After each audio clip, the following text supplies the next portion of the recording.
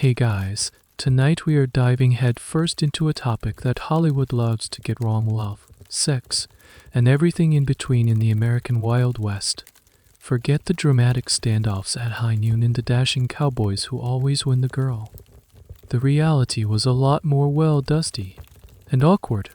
And to be honest, if you were suddenly dropped into a typical 1870s mining town, your romantic prospects would probably be pretty grim.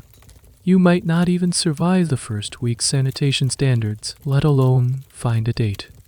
So, before you get comfortable, take a moment to like the video and subscribe, but only if you genuinely enjoy what I do here. It truly helps the channel.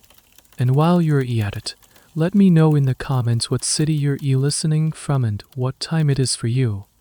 I love seeing how far these stories travel.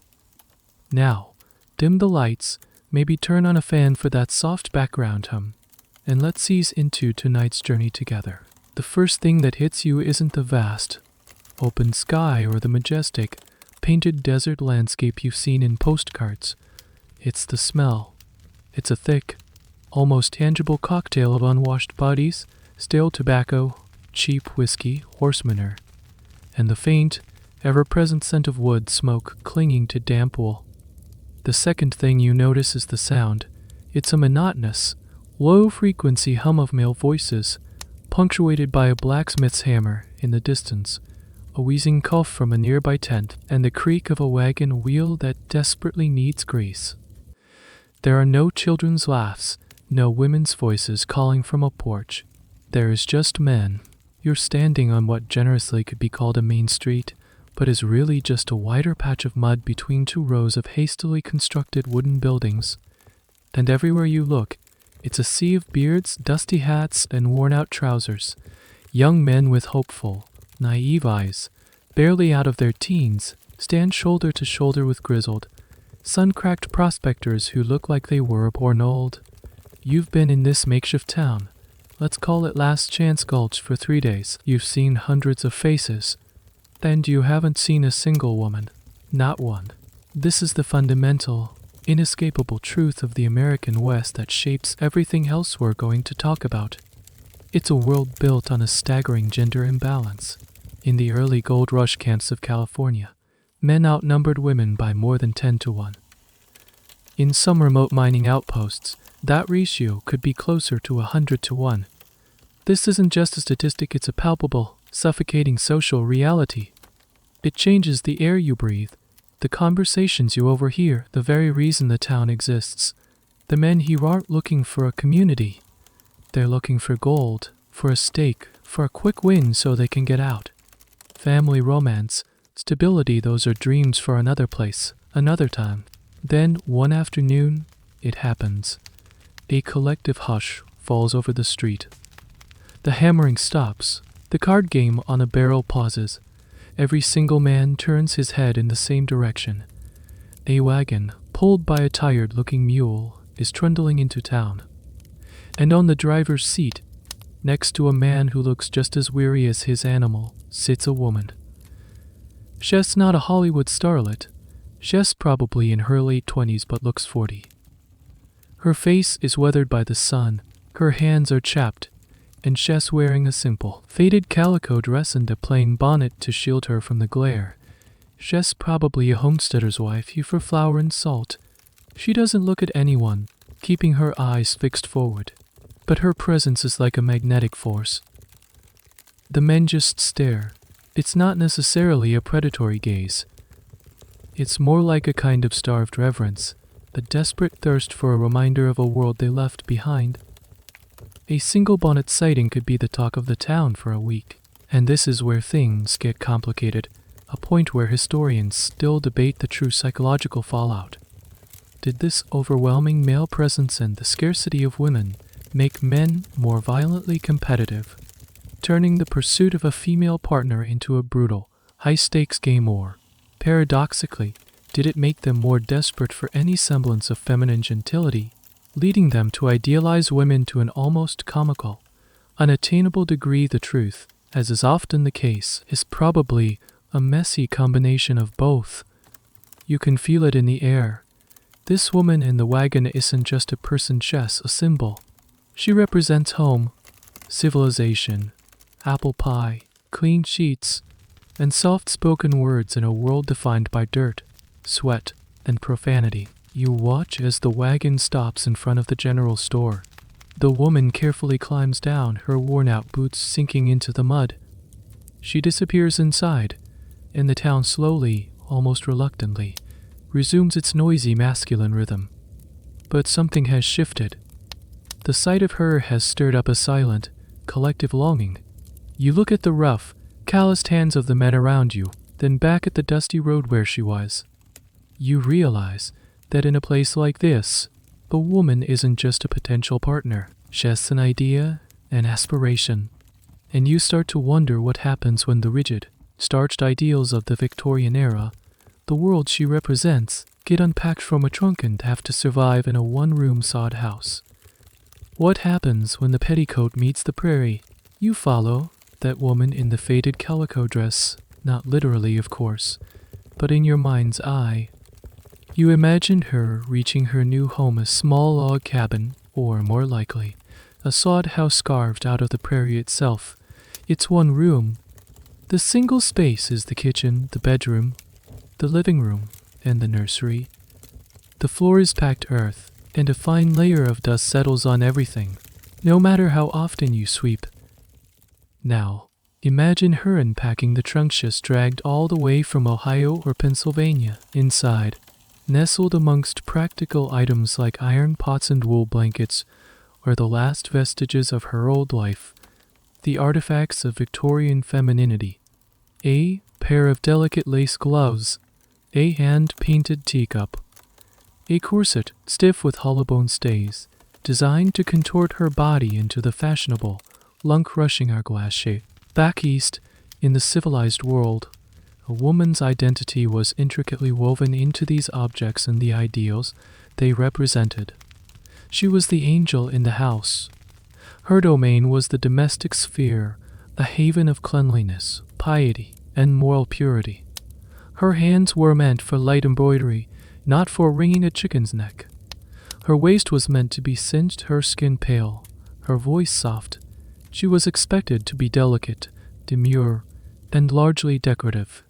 Now, you're standing in the sod house with her, and you can practically hear those ideals shattering against the harsh reality of the West. That corset, it's a death trap.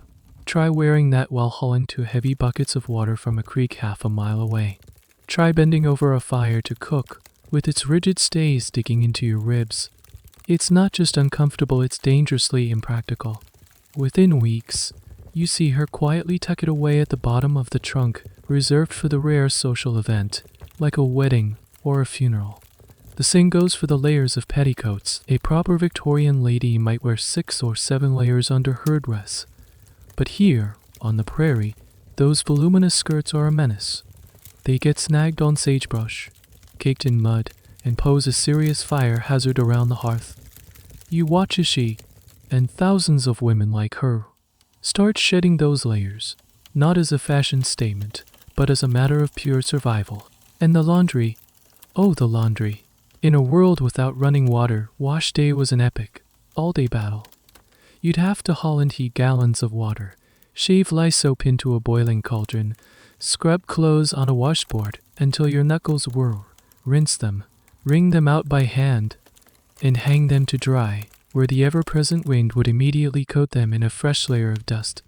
The ideal of a spotless, pristine home was a cruel joke. Here's a little tidbit for you: some women got so fed up with the impracticality of their clothing that they dared to adopt bloomers, those scandalous baggy trousers worn under a shorter skirt, promoted by reformers like Amelia Bloomer. Back east, this was a radical feminist statement. Out west, it was just common sense. But the social stigma was so strong that many women who wore them were ostracized, seen as immoral or trying to be men. This is where you see the collision most clearly. The West demanded that women be strong, capable, and resilient. They had to be able to load a rifle, help birth a calf, manage the family finances when their husband was away on a cattle drive, and defend their home from, well, anything. Yet the cultural pressure to remain ladylike and pure was relentless. This created an impossible double standard. You had to be tough as nails but still look intact as if you just stepped out of a drawing room. And this brings us to a question that historians still argue about. Did this stripping away of Victorian artifice liberate these women? Did it force a new kind of partnership with their husbands? One based on shared struggle and mutual dependence, creating a more egalitarian relationship than was possible back east. Some diaries and letters certainly suggest this. Women write with pride about their newfound skills and their essential role in the family's survival.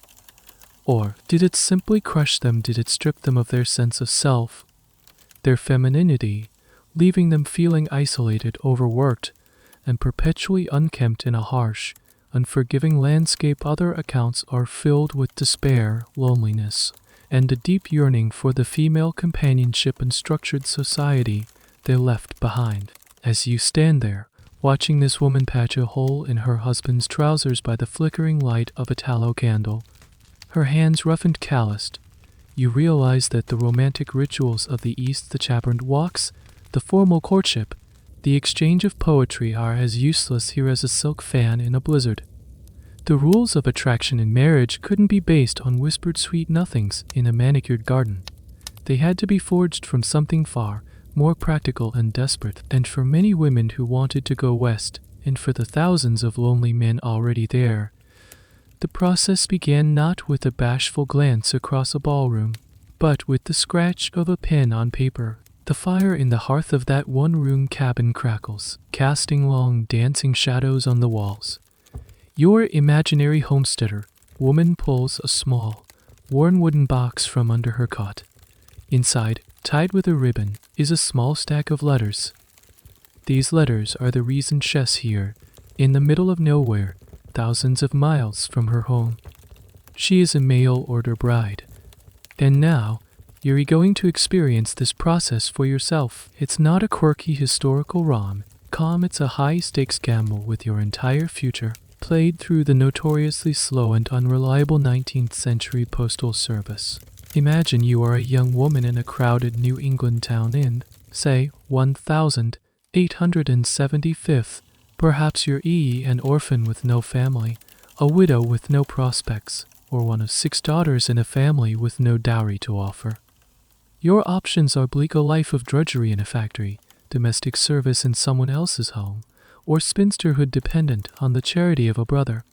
Then one day, you see an advertisement in a newspaper or a church circular. It's discreetly worded, perhaps placed by a minister or a matrimonial agency. It reads something like homesteader in Montana, 35 years old, with 160 acres of fine land and a sturdy cabin, seeks a respectable woman of good character for the purpose of matrimony. Object: a comfortable home and a loving partnership. There's no photo. There's just an address. Your heart pounds. Montana. It sounds like the moon. But 160 acres, a home of your own, it's a chance. A terrifying, exhilarating chance. So you take a deep breath, dip your pen in ink, and begin to write the most important letter of your life. What do you say? You try to sound respectable, virtuous, and capable. You mention you are a good cook, you are skilled at sewing, and you are of a hardy constitution. You might fudge your age a bit, maybe knock a few years off. You certainly don't mention the cough you've had all winter or the fact that you can barely boil water without burning it. You are, in essence, writing your own advertisement. You send it off, and then you wait. Weeks, sometimes months, might pass before a reply comes. Meanwhile, on the other side of the country, a man, let's call him Silas, receives your letter. Hes been on his claim for 3 years. Hes built his cabin. Hes broken the sod, and Hes broken the sod. His only companions are his horse and the endless wind. He reads your letter by the light of a kerosene lamp. Your careful cursive, a symbol of the civilization he misses. Hes just as nervous as you are. He writes back, describing his land, probably exaggerating its fertility, his cabin neglecting to mention the leaky roof, and his character omitting his fondness for whiskey on a Saturday night. He might enclose a small, awkwardly posed photograph taken by a traveling photographer. It's the first time you've seen his face. He has a stern expression and a beard that looks like it could hide a family of squirrels. This is the beginning of a correspondence courtship. A weirdly intimate, yet completely blind, relationship builds across the continent. You exchange hopes, dreams, and carefully curated versions of yourselves. Here's a little historical quirk because literacy wasn't universal. Some men and women had to hire professional letter writers. Imagine you're pouring your heart out not directly to your potential spouse, but to a third party who is then translating it into prose. Talk about a potential for miscommunication. Some of these matrimonial agencies were legitimate, often run by church groups. Others were complete scams, preying on the lonely and desperate, collecting fees for introductions that never materialized. The question that historians still debate is the true motivation behind these arrangements. Was it purely transcation? A laywoman trades her youth, domestic labor, and childbearing ability for a man's financial security and property?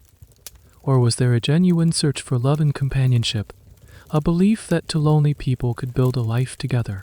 Even if they started as strangers, the letters that survive suggest it was both. There are practical discussions of farm equipment right alongside shy, tentative expressions of affection. Finally, the day comes. After months of writing, Silas sends you the train fare. This is the ultimate leap of faith. You pack your single trunk, say goodbye to everything you've ever known, and board a train heading west. The journey itself is an ordeal, days, even weeks, on a noisy, dirty, crowded train car. When you finally step off the train onto a dusty platform in a town that's barely a speck on the map, you see him. H.E.S. standing there, holding his hat, looking just as terrified as you are. H.E.S. shorter than you imagined, and he smells faintly of manure. You are complete strangers, and you are engaged to be married, probably by a justice of the peace, within the week. There is no turning back. Your old life is gone. As you take his arm and walk towards the wagon that will take you to your new home, a home you've only seen described in ink, you can't help but wonder if you've just made the best decision of your life, or a catastrophic mistake. The success of this mail-order marriage now depends on something more than letters. It depends on finding a way to connect in person, and in a world with almost no organized entertainment, that often meant a very public, very awkward, and very important social event, the local dance. The news travels through the scattered homesteads like a prairie fire in a high wind. Someone's barn is finished, or a new schoolhouse has been built, or maybe it's the 4th of July. Whatever the reason, there's going to be a dance on Saturday night. For you, the newly arrived mail-order bride, this isn't just a party. It's your official debut into society, a chance to meet the handful of other women who live within a 50-mile radius and for the community to size you up. For your new husband, Silas, it's a rare chance to feel like part of something bigger than his own patch of dirt. For the dozens of single men, the farmhands, the cowboys, the prospectors, it's the social event of the season, maybe the year. The preparations begin days in advance. You carefully unpack that one good dress from the bottom of your trunk, the one you've been saving. You spend hours trying to press it with a sad iron heated on the stove, a clunky, dangerous piece of metal that always seems to either be too cold to work or hot enough to scorch the fabric. Silas, meanwhile, undertakes his own Herculean task. He decides to take a bath. This is a major operation. Water has to be hauled from the creek and heated over the fire, bucket by painstaking bucket. He'll scrub himself down in a wooden tub in the middle of your one-room cabin, a process that fills the entire space with steam and the scent of lye soap. He'll trim his beard, slick his hair down with some pomade he bought special, and put on his least stained shirt. When you finally arrive at the barn, it's been transformed. The floor has been swept clean of hay and dirt. Lanterns hang from the rafters, casting a warm, flickering glow that softens the rough-hewn wood and hides the worst of the dust. At one end of the barn, a makeshift band is tuning up. It's not a string quartet. It's usually a lone fiddler, maybe with a banjo player or someone rhythmically banging on a tin pot. The music is energetic, a little sloppy, and loud. It's the sound of pure, unadulterated joy. And then you see it the line. Along one wall of the barn stand the men. All of them. There might be 30, 40, even 50 of them, shuffling their feet, nervously adjusting their collars, trying to look nonchalant. On the opposite wall sit the women. There might be 6 of you, maybe 8 if you're lucky. The gender imbalance we talked about earlier is on full, stark display. This creates a specific, and frankly exhausting, dynamic for the women. You will not sit out a single dance. The moment the fiddler strikes up a tune, a swarm of men will descend, all politely asking for the honor. You'll be passed from one partner to the next, a shy teenage ranch hand who can't look you in the eye, a burly miner who smells of sweat and tobacco, a slick-looking gambler with suspiciously smooth hands. Your feet will ache, your head will spin, but you can't say no. Refusing a dance was a serious social faux pas. It was your duty to provide a moment of grace to these starved for company men. Here's a fun little detail: in places where women were especially scarce, they came up with creative solutions. Sometimes, a certain number of men would tie a handkerchief around their arm. They became the ladies for that dance, and other men would ask them to dance the female part. This practice, often called high for branding, was a completely normal and practical way to make sure more people got to participate. It speaks volumes about how desperate people were for any form of structured social contact. This is where courtship, or at least the public performance of it, happens. Eamon couldn't just walk up to a woman and start a conversation. That would be too forward. But he could ask her to dance. During the few minutes of a reel or a square dance, holding her hand, guiding her through the steps, he could exchange a few precious words. He could compliment her dress. He could ask about her journey west. It was all very public, under the watchful eyes of the entire community. If any were present, would sit on the sidelines like hawks, ensuring nothing improper occurred. A hand that lingered a second too long on a waist, a whispered comment that seemed too familiar, it would all be noted and gossiped about for weeks. Historians often debate the true nature of these events.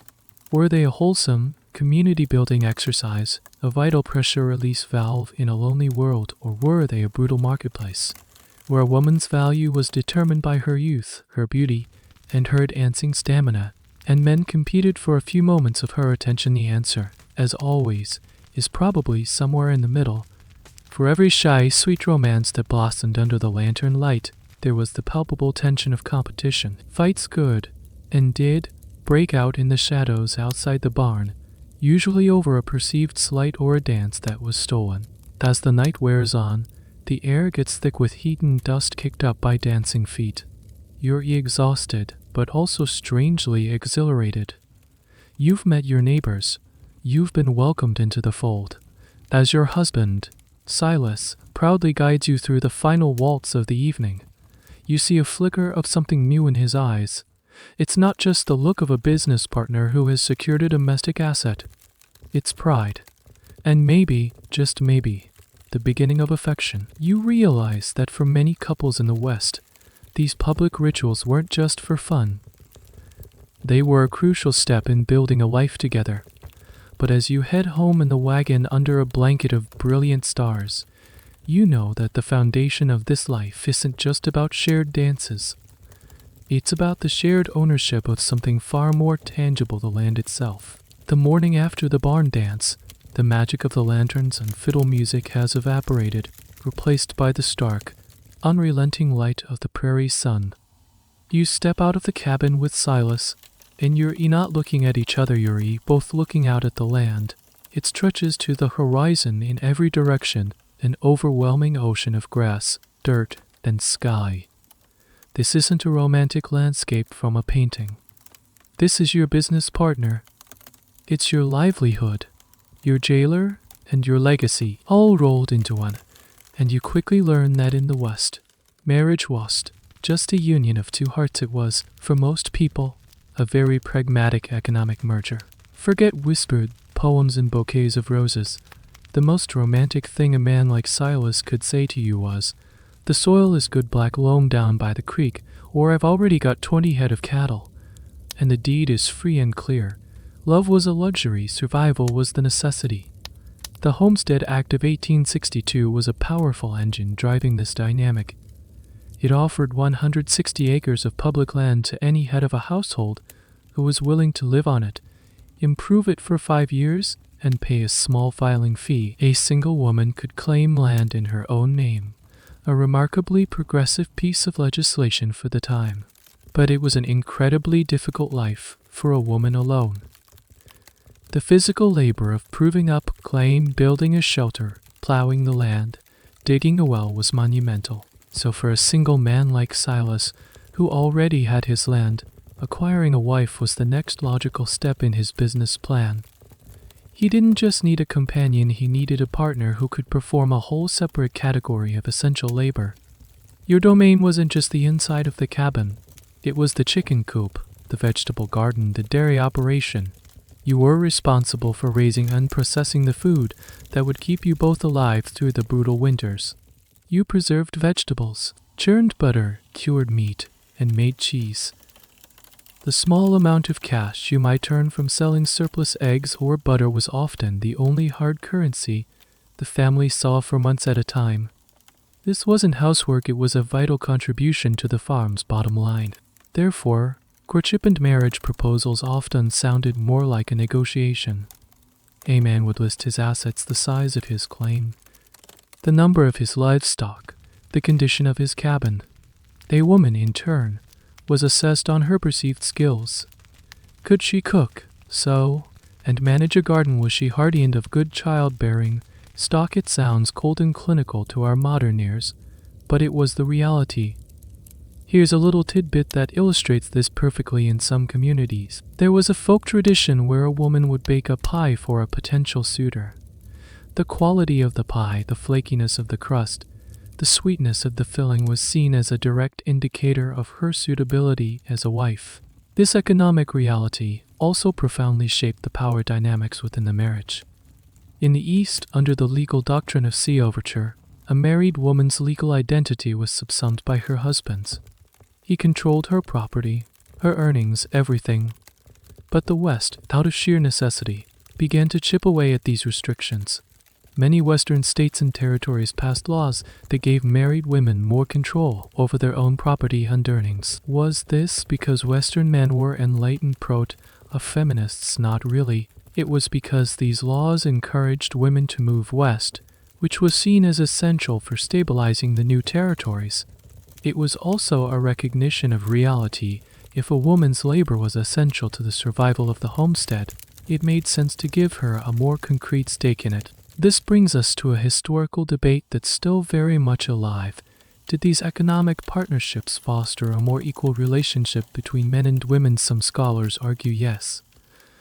They point to diaries where husbands and wives refer to each other as partner and make major decisions together. When your survival depends on teamwork, traditional gender roles can become blurry. You might help him with the harvest, and he might help you churn the butter. On the other hand, some historians argue that this simply placed a double burden on women.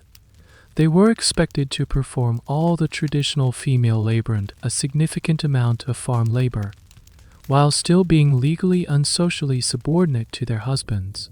They were partners, yes, but junior partners. You stand there beside Silas, the wind whipping a loose strand of hair across your face. He points to a section of the field he plans to plow. You, in turn, are already calculating where the best sun is for your vegetable garden. You are two people, bound together not by a whirlwind romance, but by a shared deed and a shared, desperate hope that you can tame this piece of land together. You are a team, but this kind of respectable, land-based marriage was only one model of relationship in the West. For the vast population of transient men who weren't ready or able to settle down, the miners, the cowboys, the soldiers, there was another, much more visible and controversial kind of transaction, one that took place not on a homestead, but in the heart of every boomtown, the Red Light District. Let's leave the quiet, windswept prairie of your homestead for a while. You and Silas are taking a rare trip into the nearest substantial town, a place like Dodge City or Tombstone, to buy supplies you can't make yourselves. As you guide the wagon down the bustling main street, you pass the familiar landmarks: the general store, the blacksmith, the assayer's office. But then you turn a corner, and the character of the town changes abruptly. The buildings are a little more brightly painted, the windows are covered with thicker curtains, even in the daytime, and the sound of a tinny piano drifts through the batwing doors of a saloon. You've entered the red light district. Silas awkwardly averts his gaze and tells you to keep your eyes forward. This is the part of town that respectable women like you are supposed to pretend doesn't exist. But it does exist, and it's not some hidden, shameful secret. It's a fundamental, and often officially sanctioned, part of the Western town's economy and social structure. In a world teeming with lonely, single men with pockets full of gold dust or a month's pay from a cattle drive, prostitution wasn't just common, it was an industry. You steal a glance down a side alley. A woman is standing in a doorway. She's wearing a brightly colored dress, maybe a little too much rouge, and she meets your eyes for a brief second. There's no shame in her gaze, just a kind of weary appraisal. She is what the polite society of the time called a soiled dove, a fallen angel, or, more bluntly, a bad woman. But the reality of her life is far more complex than those labels suggest. Who were these women? Hollywood gives us two tired tropes: the beautiful, tragic courtesan with a heart of gold, or the hard as nails, greedy madam. The truth was a spectrum. Many were women just like you, who had come west with hopes that didn't pan out. Perhaps her husband died of cholera on the trail, leaving her destitute. Maybe she was a mail-order bride who arrived to find her intended was a violent drunk, and she had to flee with nothing but the clothes on her back. Some were escaping poverty or scandal back east. Others were simply adventurous, independent women who saw sex work as a way to earn far more money and have more autonomy than being a laundress or a seamstress, which were often the only other jobs available to them. A successful prostitute in a booming mining town could make in a night what a laundress made in a month. This is a crucial point for some. It was a choice, a calculated economic decision. It was a dangerous, high-risk job, but it offered a path to financial independence that was almost unimaginable for most women of the era.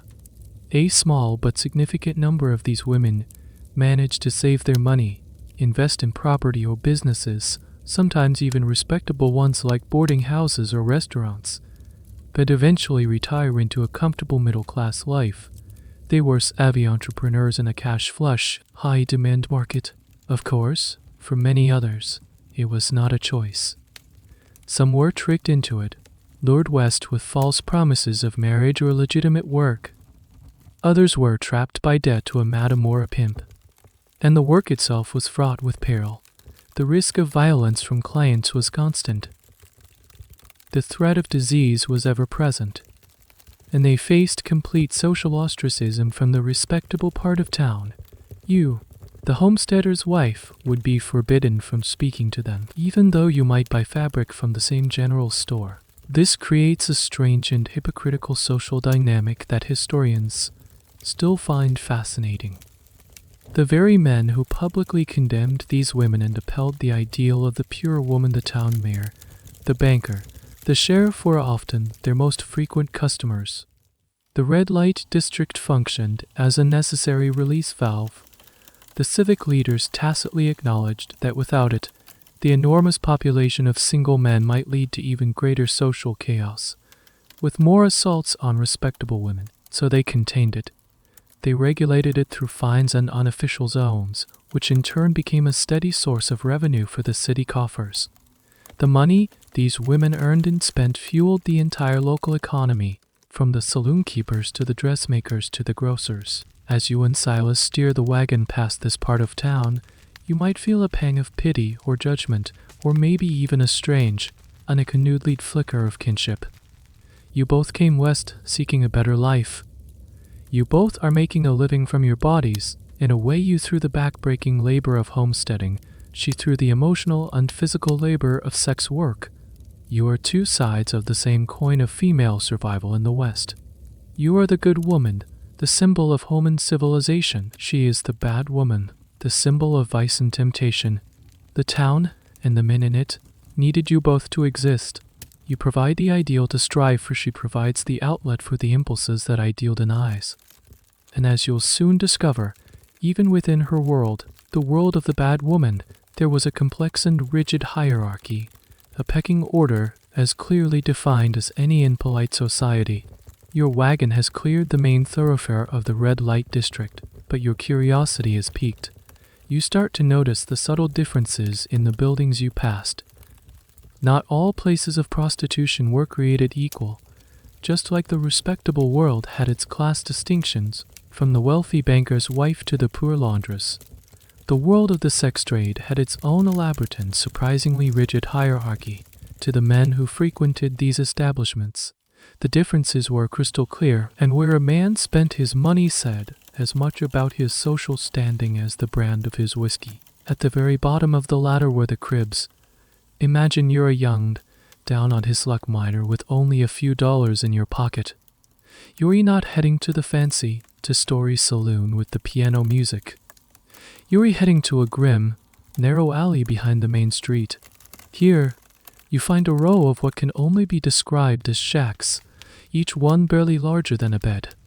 Often they were just a room, maybe 10 feet by 10 feet with a door, a window, and a bed. The woman who worked here was at the absolute lowest rung. She was often an independent operator, which meant she had no protection. She had to solicit her own customers, often standing in her doorway, and was highly vulnerable to violence and robbery. She kept what she earned, but her earnings were meager, $1 or $2 per client. The conditions were squalid, the work was grueling and dangerous, and the chances of ever escaping this life were slim. Moving one step up, you have the standard saloons and dance halls. Picture the classic Hollywood scene: a big open room, a long bar, card tables, and a haze of smoke. Here, the dance hall girls or hurdy-gurdy girls worked. Their job was technically to dance with the male patrons. A man would buy a string of tickets, and each ticket was good for one dance. The girl would earn a commission on the dances and also on the overpriced drinks the man was expected to buy her between tunes. Now, here's a quirky detail: the drinks she was served were often just colored water or weak tea. A clever scam to keep her sober while her partner got progressively more intoxicated and free spending. What happened after the dance was a subject of much public ambiguity and private negotiation. While many of these women did engage in sex work, it wasn't a given. The dancing and drinking was the primary, public transaction. The rest was arranged more discreetly, often in small rooms upstairs. These women had a bit more security than the crib workers. They were part of an organization, under the eye of the saloon owner, which offered a thin layer of protection. They made more money and lived in slightly better conditions, often in rooms at the saloon itself. And then, at the very top of the pyramid, you have the parlor houses or brothels. These were the elite institutions, often run by a powerful madam. From the outside, they looked like respectable, upper-class homes. They were lavishly decorated with velvet curtains, plush carpets, crystal chandeliers, and fine furniture. When you, as a high-rolling cattle baron or a successful merchant, were admitted by a maid, you entered a world of manufactured gentility. You would be escorted into a formal parlor, where you would be seated on a comfortable sofa. The women of the house, dressed in elegant evening gowns, not tawdry costumes, would then be introduced. They were expected to be skilled in conversation, to be able to discuss politics or literature, to play the piano, and to create an atmosphere of sophisticated companionship. The client would choose action was swathed in layers of etiquette. The price was exorbitant, and the experience was meant to be an evening with a lady, not a crude transaction in an alley. The women in these houses were the highest paid and most protected sex workers in the West. They often received medical care, fine clothes, and good food. They had a degree of choice and their clients lived in relative luxury. This is where historical debate continues. Were these elite parlor houses a gilded cage, a more comfortable form of exploitation where women were still ultimately trapped, or were they a genuine sphere of female power, where a savvy woman could amass capital, learn business skills, and control her own destiny in a way that was impossible in the outside world? The evidence is mixed. Many madams became wealthy and influential figures in their towns, powerful businesswomen in their own right. So you see, the term prostitute in the West was almost meaningless without knowing the context. The life of a woman working in a squalid crib and the life of a woman entertaining a banker in a high-end parlor house were worlds apart. They occupied the same profession, but their social standing, their income, and their future prospects were vastly different, and presiding over this complex ecosystem, particularly at the high end, was a figure of immense power and intrigue, the madam, who was less a villain and more of a ruthless, pioneering CEO. Your now standing, unseen, in the plush, dimly lit parlor of one of those elite brothels we just talked about.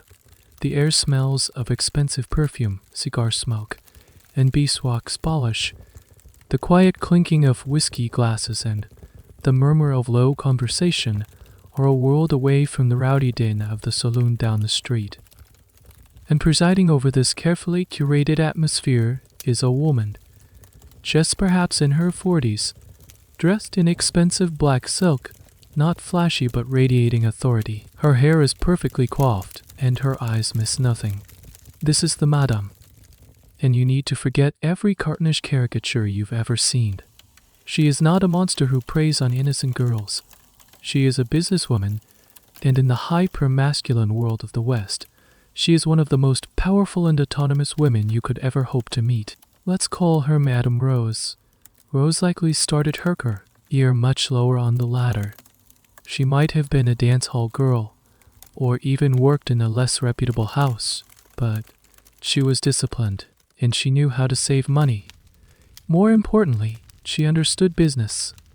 She knew her market, the lonely, wealthy men of the town. She knew her product, not just sex, but the illusion of refinement, companionship, and discretion. And she knew how to manage her assets, the women who worked for her. Her parlor house is a tightly run ship. She has rules, and they are strictly enforced. There is no drunkenness or rowdiness tolerated from the women. They are expected to maintain their appearance, to be polite and engaging, and to treat the clients with a professional courtesy that keeps them coming back. She acts as a banker, holding their earnings for safekeeping. She is a supplier, providing them with clothing, lodging, and board. She is a scheduler, managing their time, with the professor at the piano and a burly man at the door ready to throw out any client who gets violent or disrespectful. In a world where women had little legal protection, the madam was their primary, and often only, line of defense. This protection, of course, came at a steep price. The women in her house might only keep 40 or 50% of their earnings. The rest went to the house, to Madame Rose, to cover the exorbitant costs of rent, fine food, liquor, laundry, bribes to the local sheriff, and, of course, her own substantial profit. This financial arrangement is a source of endless debate for historians.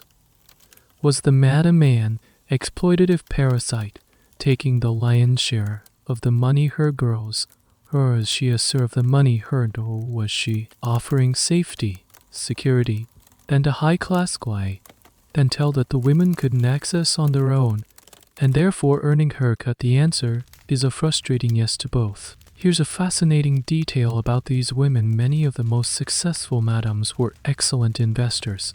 They didn't just hoard their cash. They bought property. In a boomtown where real estate values could skyrocket overnight, this was the key to real, lasting wealth. They bought the land their brothels stood on. They bought boarding houses, restaurants, and laundries. They became some of the biggest taxpayers in town. This gave them a peculiar kind of power. The male city fathers might publicly decry their profession, but they couldn't ignore their economic clout. When Madame Rose walked into the bank, she was treated with the respect due to a major depositor. She was a pillar of the unofficial, and sometimes even the official, local economy. Consider the legendary example of Fanny Porter, who ran a famous parlor house in San Antonio, Texas. Her place was a favorite hideout for outlaws like Butch Cassidy and the Sundance Kid. But she wasn't just some side character in their story. She was a shrewd operator who ran a high-class establishment for decades, navigating the treacherous social and legal waters with immense skill. She was a businesswoman, first and foremost. The relationship between the madam and the women who worked for her was incredibly complex. It was part employer-employee, part mother-daughter, part warden-inmate. The madam could be a confidant and protector, offering advice and a shoulder to cry on. She could also be a ruthless disciplinarian, imposing heavy fines for breaking rules, and keeping women in a state of perpetual debt that made it impossible for them to leave. Some women who worked for madams looked back on them with genuine affection and gratitude. Others remembered them with bitterness and resentment. As you watch, Madame Rose subtly signaled the piano player to switch from a lively ragtime to a softer waltz. You see the gears of her mind turning. She's monitoring her clients' moods, her employees' well-being, the level of whiskey in the decanters, and the time on the mantelpiece clock. She is in complete control of her small, velvet-lined empire. She has built a space of female authority in a world that offered very few. But even in her luxurious parlor, there was one great equalizer that neither she or the respectable wife on the homestead could fully escape. A problem that made all attempts at intimacy, whether for love or for money, a risky proposition, the shocking state of personal hygiene. Let's step away from the velvet parlor and back into the harsh daylight of the average Western town. We need to talk about something that underpins every single human interaction we've discussed so far, from the homesteader's bed to the brothel's boudoir. We need to talk about the fact that most people, most of the time, were dirty, not just a little dusty from the trail. We're talking about a level of ingrained, multi-layered grime that is difficult for our modern, sanitized minds to truly comprehend, and this wasn't because people were lazy or didn't care. It was because being clean was an enormous, expensive, and time-consuming undertaking. Let's go back to your one-room sod house with Silas. You want to take a bath. First, as we've established, you have no taps. You have a bucket. You have to walk to the nearest water source, say creek, a river, or a well which could be a significant distance away. You fill your heavy wooden buckets and haul them back to the cabin. You need a lot of water for a bath, which means multiple trips. Next, you need to heat the water. You have a wood-burning stove or a hearth. You have to chop the wood or gather buffalo chips, get a fire going, and place a large kettle or cauldron over it. This takes time. While the water is heating, you need a tub. You probably have a smallish wooden or galvanized tin tub that you also use for laundry. Finally, the water is hot. You pour it into the tub, then temper it with cold water so you don't scald yourself. Only now, maybe an hour or two into the process, can you actually get in. Because it was such a monumental chore, a full body bath was a rare event. Maybe once a week if you were particularly fastidious. For many, it was more like once a month, or even less frequently in the winter. The whole family would often use the same bath water, one after the other, starting with the father, then the sons, then the mother, and finally the daughters.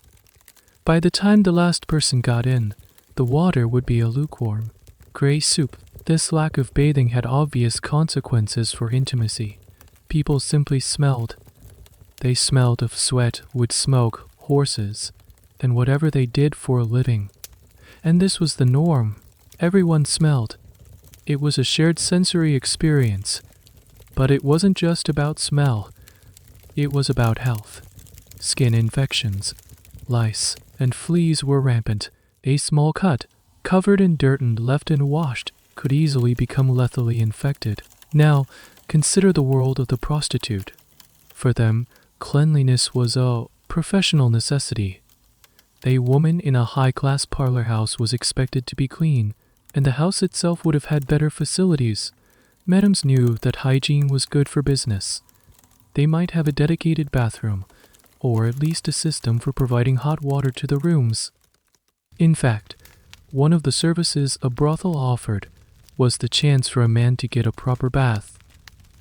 Many establishments had bathhouses attached. A cowboy coming off a 3-month cattle drive would pay for a bath, a shave, clean clothes, and then the company of a woman.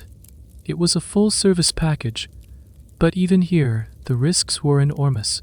Without an understanding of germ theory, clean was a relative term. They might have used the same towels for multiple clients, and their methods for hygiene dosing after a client, often involving harsh chemicals like carbolic acid or mercury, did far more harm than good. And this brings us to a weird little historical detail: the battle against body odor. Deodorant as we know it didn't exist. People tried to mask their natural scents with perfumes, powders, and pomades. For women, this often involved small sachets of dried herbs and flowers, like lavender or rose petals, tucked into their clothing or drawers. But these things just layered a floral scent on top of the underlying human smell. They didn't eliminate it. The question of how this pervasive lack of hygiene affected sexual desire and romantic attraction is one that historians can only speculate on. Did it simply lower the bar for everyone, making smell a non-issue, or did a person who managed to be even relatively clean, who had just taken their weekly bath, seem incredibly, almost irresistibly attractive? It's likely the latter. The effort a person put into their hygiene could be seen as a direct sign of their character, their self-respect, and their respect for you. Think about it. When you, the homesteader's wife, see Silas making the effort to haul in heat water for his Saturday night bath before the barn dance, it's not just about getting clean. It's a gesture. It's a gesture. It's a nonverbal way of saying, this event is important, and you are important, so I am going to undertake this huge chore. It's a courtship ritual written in soap and water.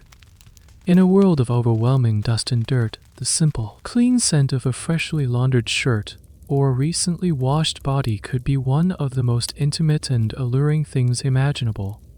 But this constant battle for basic cleanliness was tied up with an even more private and desperate struggle: the attempt to control fertility in an age before modern medicine. You're back in the quiet of your one-room cabin. Night has fallen. The door is barred, the single window shuttered. You and Silas are alone.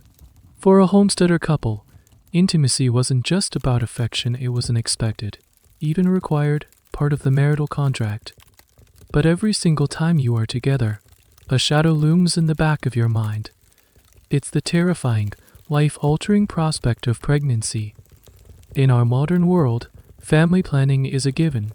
In the 1872 American West, it was a desperate, clandestine gamble, a realm of whispered advice, folk remedies, and dangerous guesswork.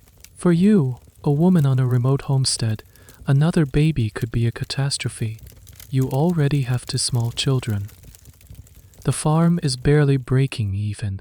A new pregnancy would mean months of being unable to do your share of the heavy labor.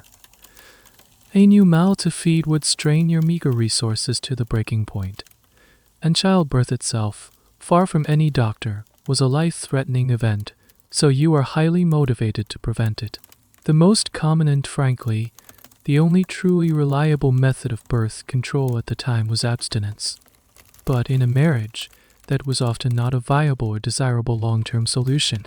The next most common method was the withdrawal method, or coitus interruptus. This, of course, was entirely dependent on the man's cooperation and self-control, placing the power of prevention entirely in his hands. Then you enter the murky world of female-controlled methods. Condoms, made from animal intestine skins or vulcanized rubber, did exist. They were available in some larger towns, often sold discreetly by barbers or in the back of saloons. But they were expensive, of unreliable quality, and seen by most respectable people as something associated only with prostitution, not marital relations. For you on the homestead, they were simply not an option, so you turn to the things you can control. This is where you find a world of potions, devices, and folk wisdom, passed down from woman to woman. The most prevalent method was douching immediately after intercourse. You would use a syringe-like device to flush the vaginal canal with a variety of solutions. What solutions? Anything you could think of. Water, vinegar, or more dangerously, astringent chemical solutions like alum, carbolic acid, or even mercury chloride, which you might be able to buy from a traveling peddler.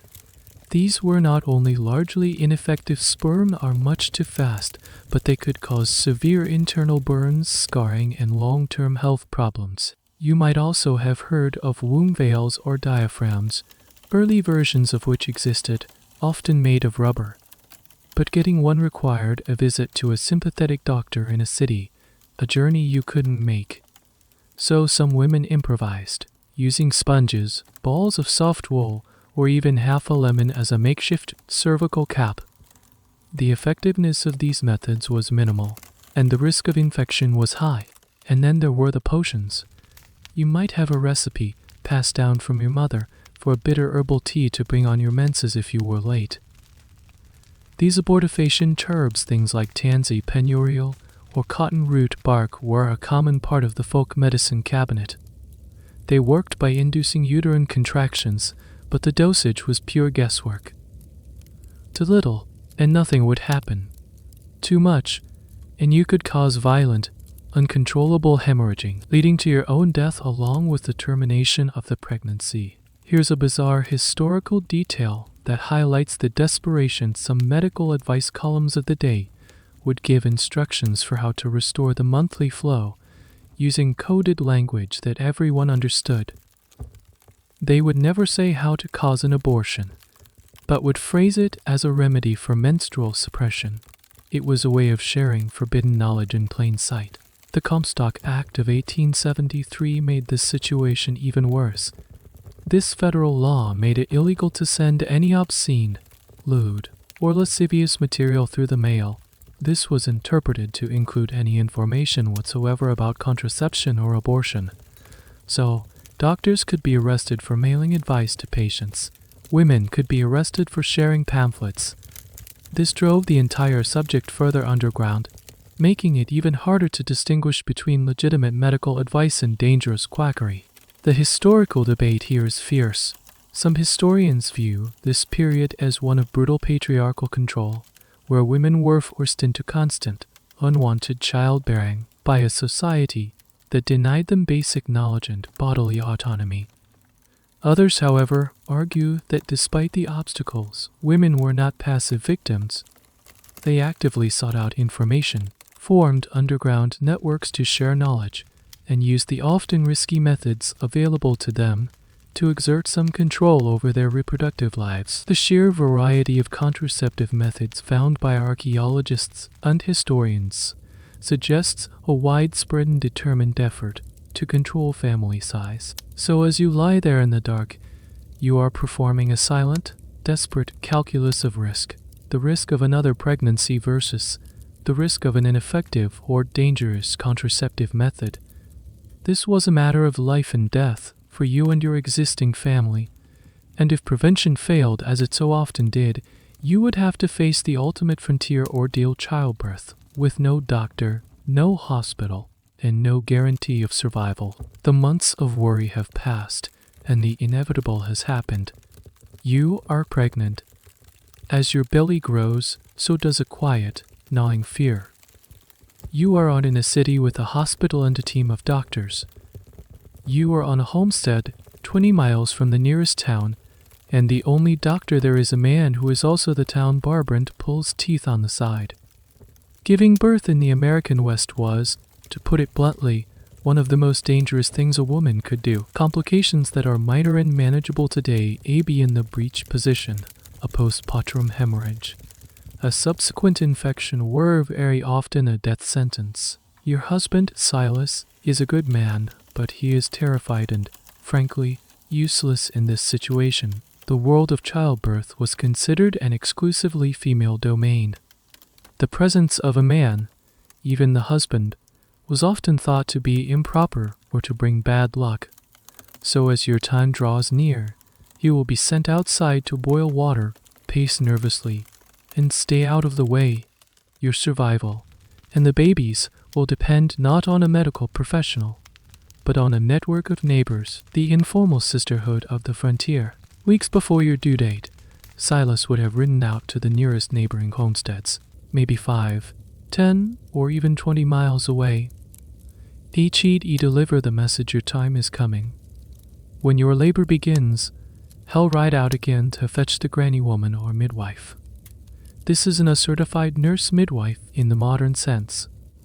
This is likely an older woman, a neighbor like yourself, who has had several children of her own and has assisted at other births, but on a combination of practical experience, folk wisdom, and tradition passed down through generations.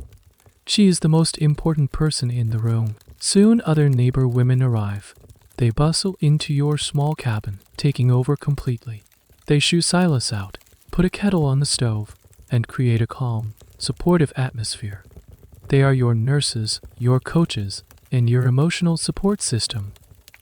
They bring with them a collection of herbal remedies, raspberry leaf tea to ease labor pains, other herbs to stanch bleeding. The effectiveness of these is debatable, but the psychological comfort they provide is immense. The birth itself is a purely female ritual. You are in your own bed, surrounded by women you know and trust. They speak to you in low, reassuring tones. They hold your hands, wipe your brow with a cool cloth, and whisper words of encouragement. The midwife directs the proceedings, her hands, weathered by farm work, surprisingly gentle and sure. She knows how to check the baby's position, how to massage your belly to help with contractions, and how to manage a normal delivery through experience alone. Here's a fascinating and slightly grim little detail of frontier childbirth: the fear of puerperal fever, or childbed fever. This was a bacterial infection of the uterus after childbirth, and it was the #1 killer of new mothers. In the great city hospitals of the East and in Europe, doctors would go from dissecting cadavers directly to delivering babies without washing their hands, spreading infection with devastating results. Ignace Semmelweis had already demonstrated the life-saving importance of hand washing in the 1840s, but his ideas were widely rejected by the medical establishment.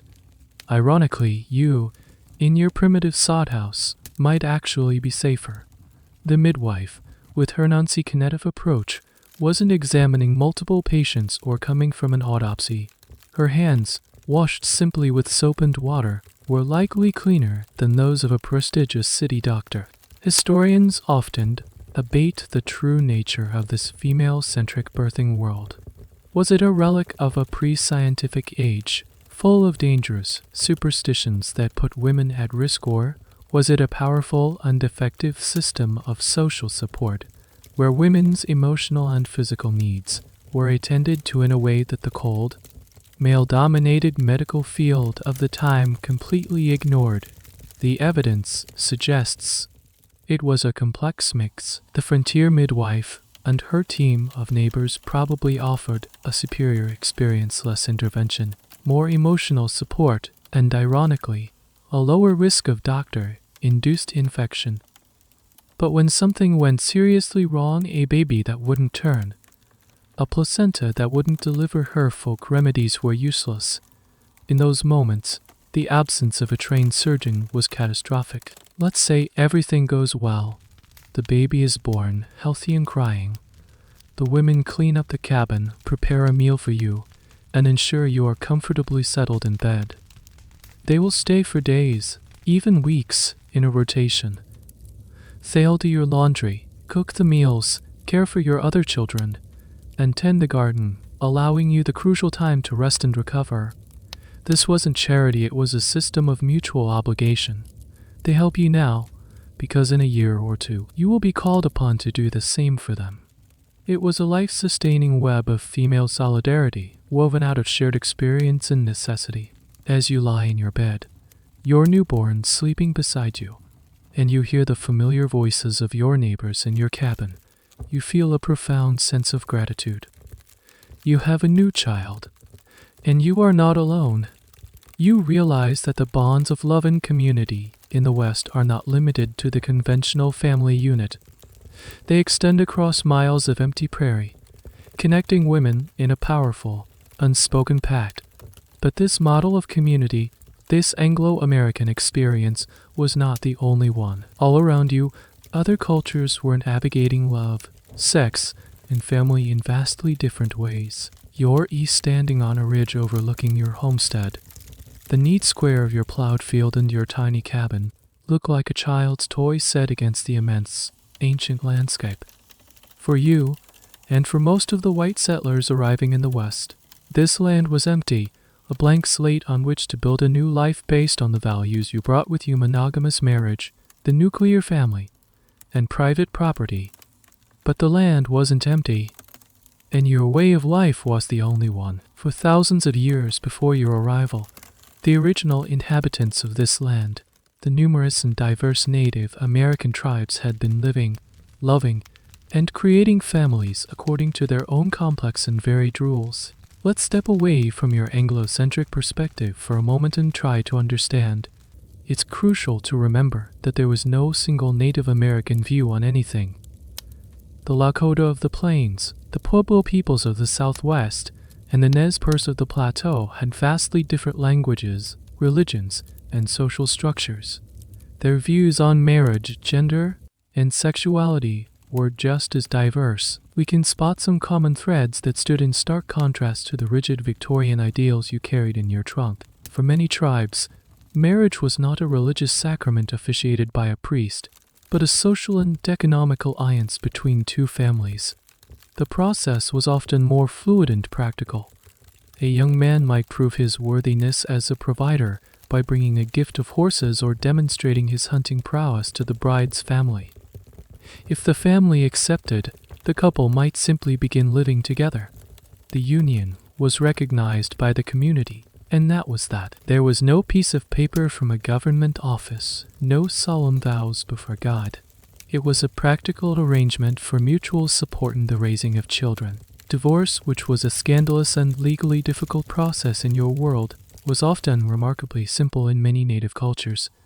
If a couple was incompatible, they could simply separate. In matrilineal societies, like the Pueblo tribes where property and lineage were passed down through the mother's side, this was especially straightforward. The house and land belonged to the woman and her clan. If the marriage ended, the man simply packed his personal belongings and moved back to his mother's house. There were no messy legal battles over property, because the concept of a husband and wife jointly owning a private plot of land didn't exist in the same way. Perhaps the most striking difference was in the understanding of gender. Your Victorian world was built on a strict gender binary: men are men, women are women, and there is a vast, unbridgeable gulf between them in terms of roles, dress, and temperament. Many Native American cultures had a much more expansive and nuanced view. They recognized that some individuals did not fit neatly into these two boxes.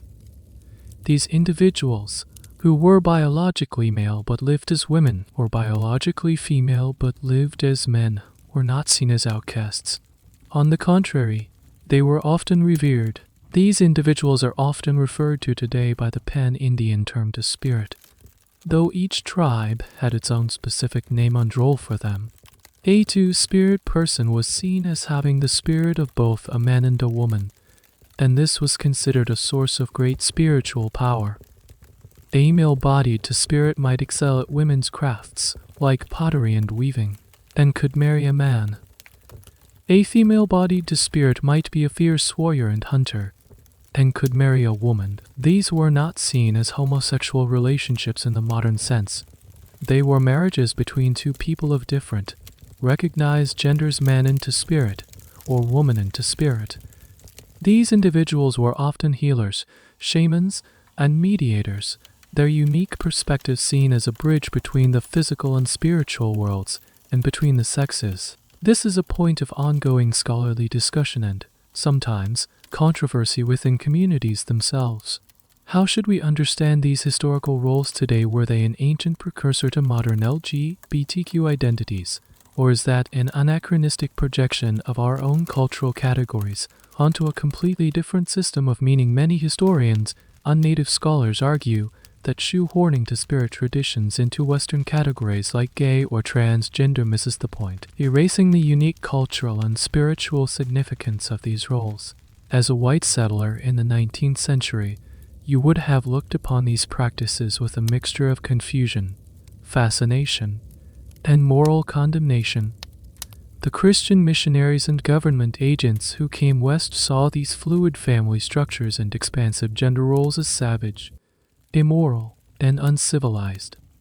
They dedicated themselves to stamping them out and forcing native peoples to adopt the model of the male-headed, Christian, nuclear family. This was a deliberate policy of cultural assimilation, a key part of conquering the West. They forced native children into boarding schools where their language and traditions were forbidden. They imposed laws that recognized only monogamous, heterosexual marriage, invalidating traditional unions, undermining the social fabric of native life. Standing on that ridge, you realized the emptiness you first saw was an illusion, a profound failure of your own perception. The land beneath your feet was, and still is, a tapestry of stories, relationships, and ways of being that are far older and more diverse than your own. And your struggle to build a family here was not the only one. Other non-white communities were also trying to carve out a space for love and family in the West, often in the face of even greater hostility. Among them were the newly freed African Americans, for whom the very concept of a legally recognized family was a hard one, and still fragile prize.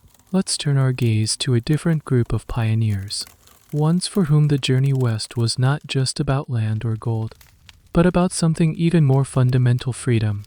The Civil War has ended, and with the passage of the 13th Amendment, slavery is abolished. Thousands of African Americans, newly freed but facing the terror of Jim Crow, as in the Ku Klux Klan in the South, looked to the West as a promised land. They came as cowboys, as soldiers, the famed Buffalo Soldiers, and most numerously as homesteaders, founding all-black towns like Nicodemus, Kansas, with dreams of self-sufficiency and safety. Imagine you are a woman in one of these families, arriving in Kansas from the deep South. For you, the act of marriage is not just a social or economic arrangement, it is a profound political statement.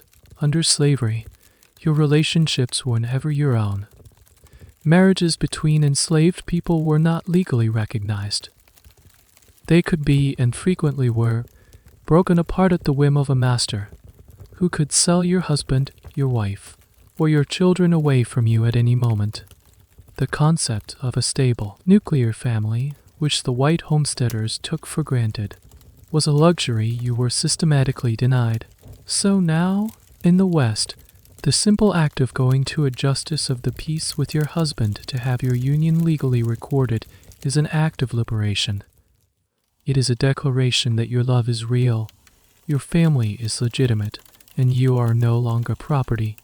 You see former slaves who had lived together as husband and wife for decades, flocking to courthouses to finally sanctify their unions in the eyes of the law. This was the first and most crucial step in rebuilding families torn apart by generations of bondage. But this new freedom was fragile. You and your community face immense challenges that your white neighbors do not. While you are technically equal under the Homestead Act, you often get the worst land, the leftovers after the big land speculators and railroad companies have taken their pick. You face relentless prejudice. In towns with mixed populations, you are subjected to segregation, discrimination, and the constant threat of racial violence. You struggle with the same harsh environmental realities: drought, locust plagues, brutal winters, but with far fewer resources and no access to the credit and capital that white settlers could often obtain. This shared struggle profoundly shapes the dynamics of love and family within the African American community in the West. There is an intense emphasis on community and mutual support. The church becomes the absolute center of social life, far more so than for many white communities. It's not just a place for Sunday worship. It's the community center, the political meeting hall, the school, and the place where courtship happens under the watchful and protective eyes of the entire congregation. A young man doesn't just court a young woman, he courts her family and her church. Here's an interesting detail that highlights the resilience of these communities because so many families had been fractured by slavery. The concept of family itself was often more expansive and inclusive. People would take in orphan children, distant cousins, or even unrelated individuals who had been part of their community back south, creating large, complex households based on kinship networks rather than just the nuclear model. This fictive kinship was a powerful survival mechanism, a way of rebuilding the social fabric that slavery had tried to destroy. What about gender roles? This is a topic of some debate among historians. Some evidence suggests that because of the unique history of slavery, where women were forced to labor in the fields alongside men, the gender roles within black families were often more egalitarian than in white families. Black women were accustomed to hard physical labor and had a history of being economic providers. This, combined with the shared project of racial uplift, could create powerful partnerships. However, other historians argue that the desire to achieve respectability in the eyes of white society led many black families to consciously adopt the patriarchal. The man was to be the head of the household and the public face of the family, while the woman was to be the pious, domestic angel in the house. This was seen as a way of demonstrating their civilized status and countering racist stereotypes. The reality was likely a complex negotiation between these two poles. As a black woman on the frontier, your relationship with your sexuality is also uniquely fraught. For centuries, the bodies of black women had been objectified and exploited under slavery. Now, in freedom, there is an immense cultural pressure to present oneself as the epitome of chastity and piety. This was a political act, a way of refuting the racist hypersexualization of black women that was used to justify their abuse. Your role as a faithful wife and mother, these are not just personal attributes. They are weapons in the fight for the dignity and respect of your entire race. So while you share the same physical hardships as the white homesteader woman down the road, your emotional and historical landscape is entirely different. Your love and your family are not just a private affair. They are an ongoing act of resistance and creation. You are not just building a farm, you are building a future for people, proving that you can succeed as free citizens in a nation that is still deeply hostile to your very existence. And you are not the only non-white community facing such pressures. Not far away, in the burgeoning towns and railroad camps, another group of men is living a life defined by a different kind of government, enforced separation. A loneliness born not of the prairie, but of prejudice codified into law. Let's leave the farmlands of Kansas and travel further west, to the rugged mountains of California or the bustling construction sites of the Transcontinental Railroad. Here, you encounter another distinct community and another landscape of love and loneliness. You walk through the narrow, crowded streets of a burgeoning Chinatown in a city like San Francisco or a dusty railroad town in Nevada. The air is thick with the smells of unfamiliar cooking spices, opium smoke, and herbal medicines. You hear the clatter of mahjong tiles and conversations in Cantonese. And, just like when you first arrived in that fictional mining town, you noticed something striking. It is a world almost entirely of men. You are now a young Chinese man who arrived in America, the Gold Mountain, in the 1862. You came to escape poverty and famine in your home province of Guangdong. Your dream was not to stay, but to work for a few years, send money home to your family, and eventually return as a wealthy and respected man. You left behind a wife and children, or parents who were counting on you. Your connection to them is a thin, fragile thread of letters and remittances stretching across the vast Pacific Ocean. Life here is brutal. You worked 10-hour days, 6 days a week, doing the most dangerous and back-breaking labor, blasting tunnels through solid granite for the railroad, working deep in gold mines, or operating a laundry or restaurant in the city. You live in a crowded, all-male dormitory or boarding house with your fellow countrymen. The bonds of kinship and regional association are incredibly strong.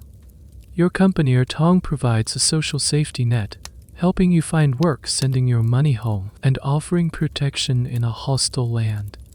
This brotherhood is your family in America, but it is not the family you long for.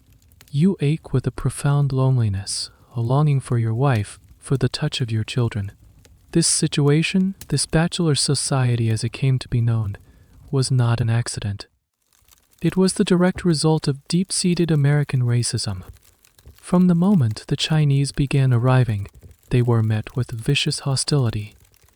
They were seen as racially inferior, as coolie labor who depressed wages for white workers, and as heathens who could never assimilate. This anti-Chinese sentiment culminated in a series of laws designed to make it impossible for them to create families in America. The Page Act of 1875 was the first major blow. Ostensibly, it was designed to prevent the importation of women for the purposes of prostitution. In practice, it was used to prevent virtually all Chinese women from immigrating. Any Chinese woman trying to enter the U.S. was presumed to be a prostitute unless she could prove, to the satisfaction of skeptical and prejudiced immigration officials, that she was a respectable merchant's wife. It became nearly impossible for the wives of laborers to join their husbands. Then came the infamous Chinese Exclusion Act of 1882, which flat out banned the immigration of all Chinese laborers for 10 years, a ban that would be repeatedly renewed and extended for decades. This slammed the door shut. Your dream of bringing your family to America, or even of going home and coming back, was destroyed. You were wrapped. This is where the history of love and sex in these communities becomes deeply pained and complex, and a subject of ongoing historical research. How did tens of thousands of men live for decades without the possibility of forming traditional families for most? The answer was forced celibacy and a life of quiet desperation, pouring all their energy into their work and finding solace in the camaraderie of their brethren. Some turned to gambling or opium dens to numb the loneliness. A small, and often exploited, population of Chinese women did exist in the West. Most were, in fact, victims of human trafficking, tricked or kidnapped in China and sold into prostitution in America. They lived incredibly difficult and dangerous lives, often controlled by criminal tongs, with little hope of escape. For the average Chinese laborer, the services of these women were often the only female companionship available, a situation fraught with desperation and exploitation. Here, historians debate the agency of these women. Were they purely passive victims, or did some, like their white counterparts, find ways to navigate this brutal system, to buy their own freedom, and even to achieve a measure of autonomy? The story of Polybemus is a famous, if perhaps exceptional, example. A Chinese woman sold into servitude in Idaho. She was eventually won in a poker game by a saloon owner, Charlie Bemis, who later married her. She became a beloved local figure, a testament to one woman's resilience. And what about relationships between men in this intensely masculine environment? Deep, emotionally intimate bonds were formed between sworn brothers. These friendships were the central emotional relationship in many men's lives. Were these relationships sometimes sexual given the circumstances? It is almost certain that they were. However, this is incredibly difficult for historians to document. 19th century Chinese culture had its own complex views on same-sex intimacy, and the intense racism of the time meant that any such relationships would have been kept deeply hidden, leaving almost no trace in the historical record. To even discuss it was to risk confirming the racist stereotypes of Oriental deviance. So as you stand in the smoky, crowded heart of Chinatown, you are surrounded by a loneliness that is different from the homesteader's isolation on the prairie. It is a loneliness mandated by law, a deep, structural heartbreak. It is the story of men who were seen only as labor, not as human beings with a right to love, family, and intimacy. Their experience stands as a stark reminder that the Wild West was not a land of equal opportunity for all. It was a place where race and national origin could determine your most fundamental human possibilities. And just south of where you stand, another long-established community was watching, as its own traditions of love and family were being appended by the relentless flood of Anglo newcomers. Let's shift our perspective once more. Before the wagon trains of Anglo-Americans ever kicked up dust on the prairie, before the gold rushes and the Homestead Acts, much of the American West was not empty, nor was it solely the domain of native tribes. It was the northern frontier of Mexico. Places we now know as California, Nevada, Utah, Arizona, New Mexico, Arizona, New Mexico, and Texas were home to vibrant, long-established Hispanic communities, the California Us, their way of life, and Nuevo Mexicanos, and their approach to love and romance was a different world entirely. Imagine you are a young woman, a Sonoriate, living on a vast rancho in California in the 1830s, before the American conquest. Your world is one of deep-rooted Catholic faith, strong family ties, and a rich cultural heritage that blends Spanish tradition with indigenous influences. Life is not about solitary struggle against the wilderness, it's about community, family, and celebration. Your social life revolves around the church calendar and family events, baptisms, weddings, and frequent fiestas and fandangoes. Courtship in your world is a highly structured, formal, and public affair. It is nothing like the awkward fumbling of a bond and so the lonely correspondence of a mail-order bride.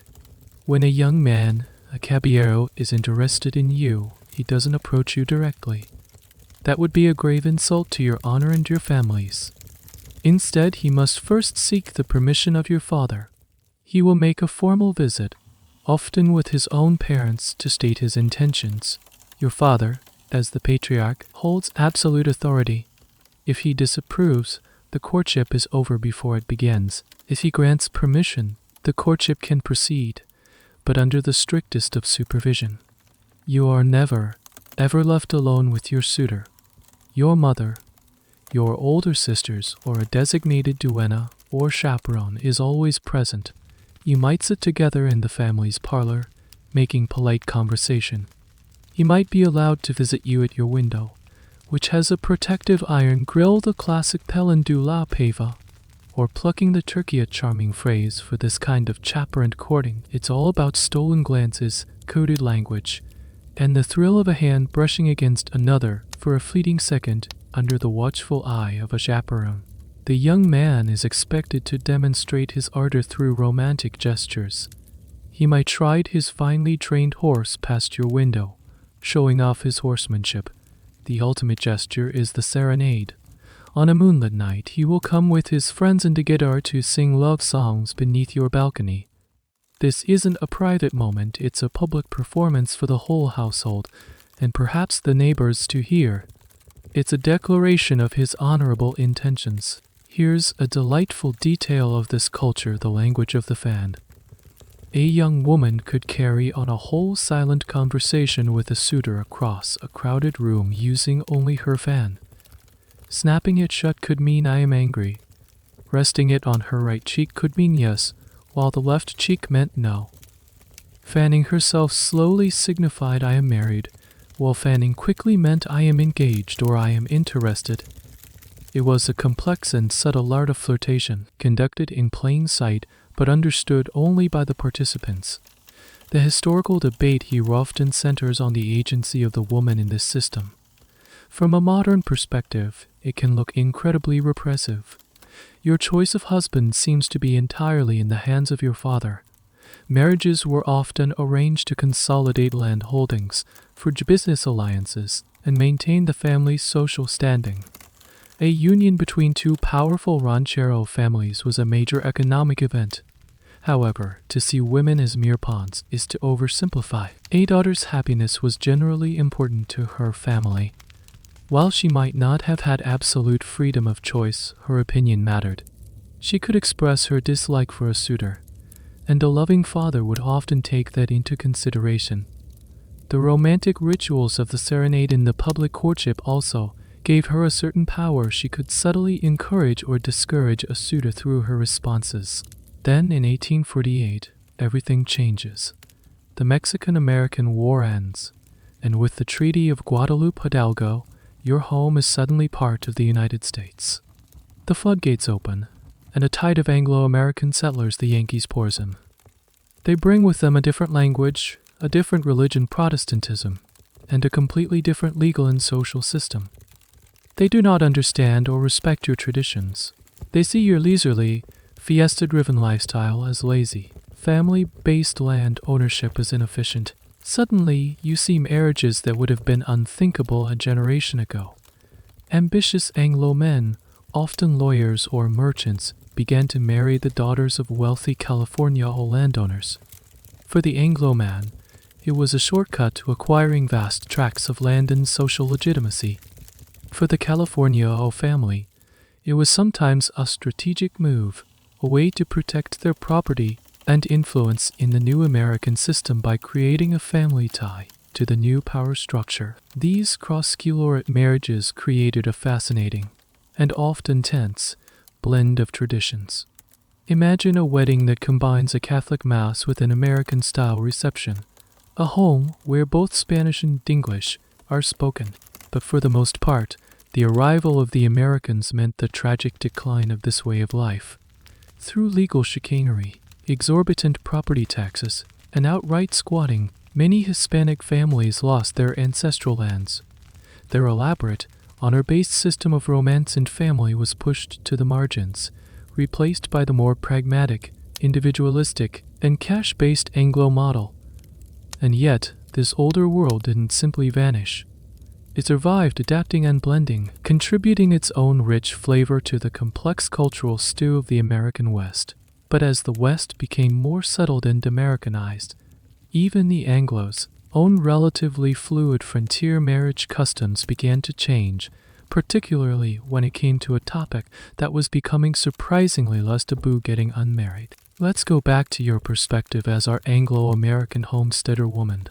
You're sitting at your rough-hewn table, years after arriving as a mail-order bride. The children are asleep. Silas is snoring softly. The wind howls outside, and you are deeply, profoundly unhappy. The man you married turned out to be not a hard-working partner, but a lazy drunk.